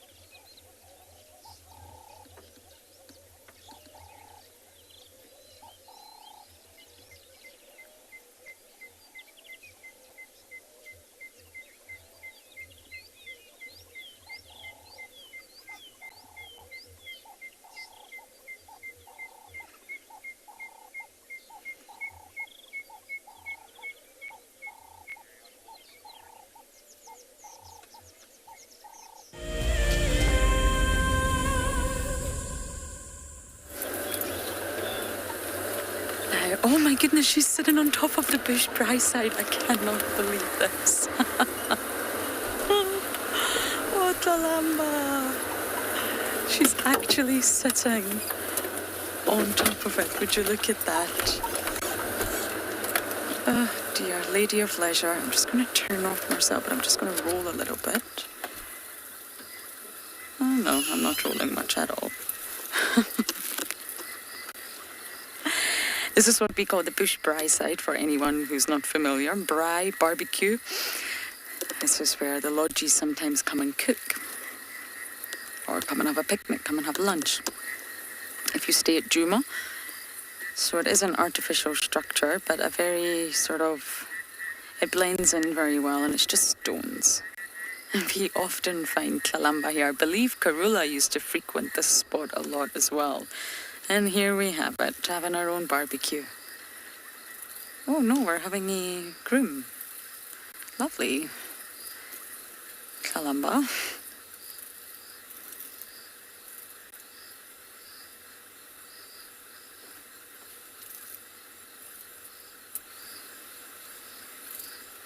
But we don't stay still for long. Look at that catwalk.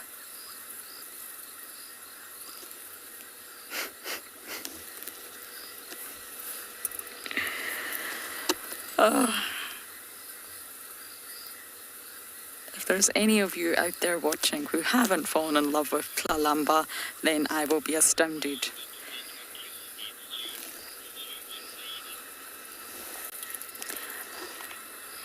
I didn't get that name, but I did touch on it earlier.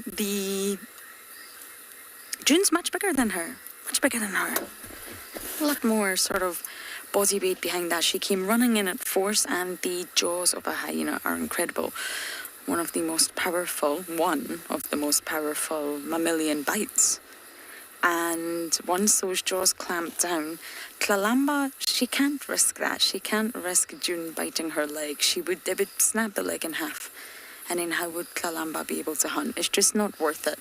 She's got backup carcasses. She's full. It's not worth it.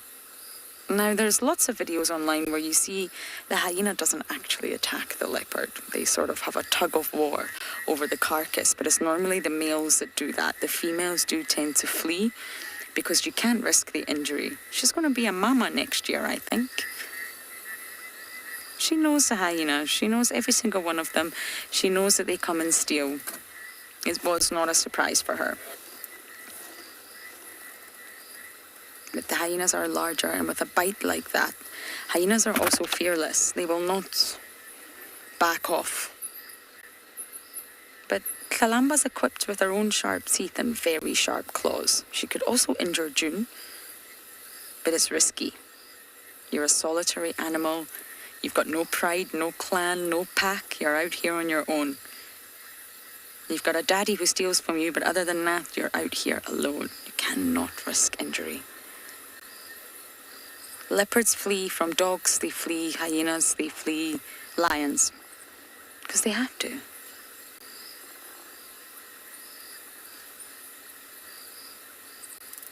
And she's just grooming herself on top of the bush side.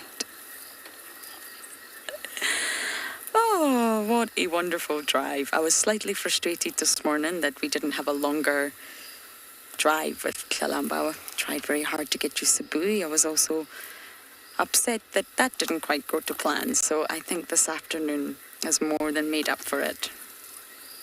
She's been the playful, posing princess that we have all come to love so much. And it's a festive day for many. She was my Christmas leopard last year as well, so the luck continues. Hopefully she'll be around. She also obviously lost that kill, but there's another one not too far away, so I really hope she stays around for tomorrow. Look at those whiskers. Sorry about the flashlight. But have a great, loving day, everyone, surrounded by your loved ones. Enjoy every moment, and thank you for jumping on board with us. We shall be out tomorrow, and we hope to see you then.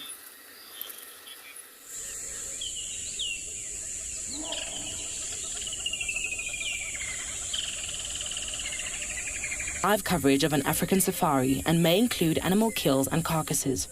Viewer discretion is advised. Good morning, everyone. Welcome. Our leopard here has just repositioned. Not the most ideal views, of course. She heard live, and it is in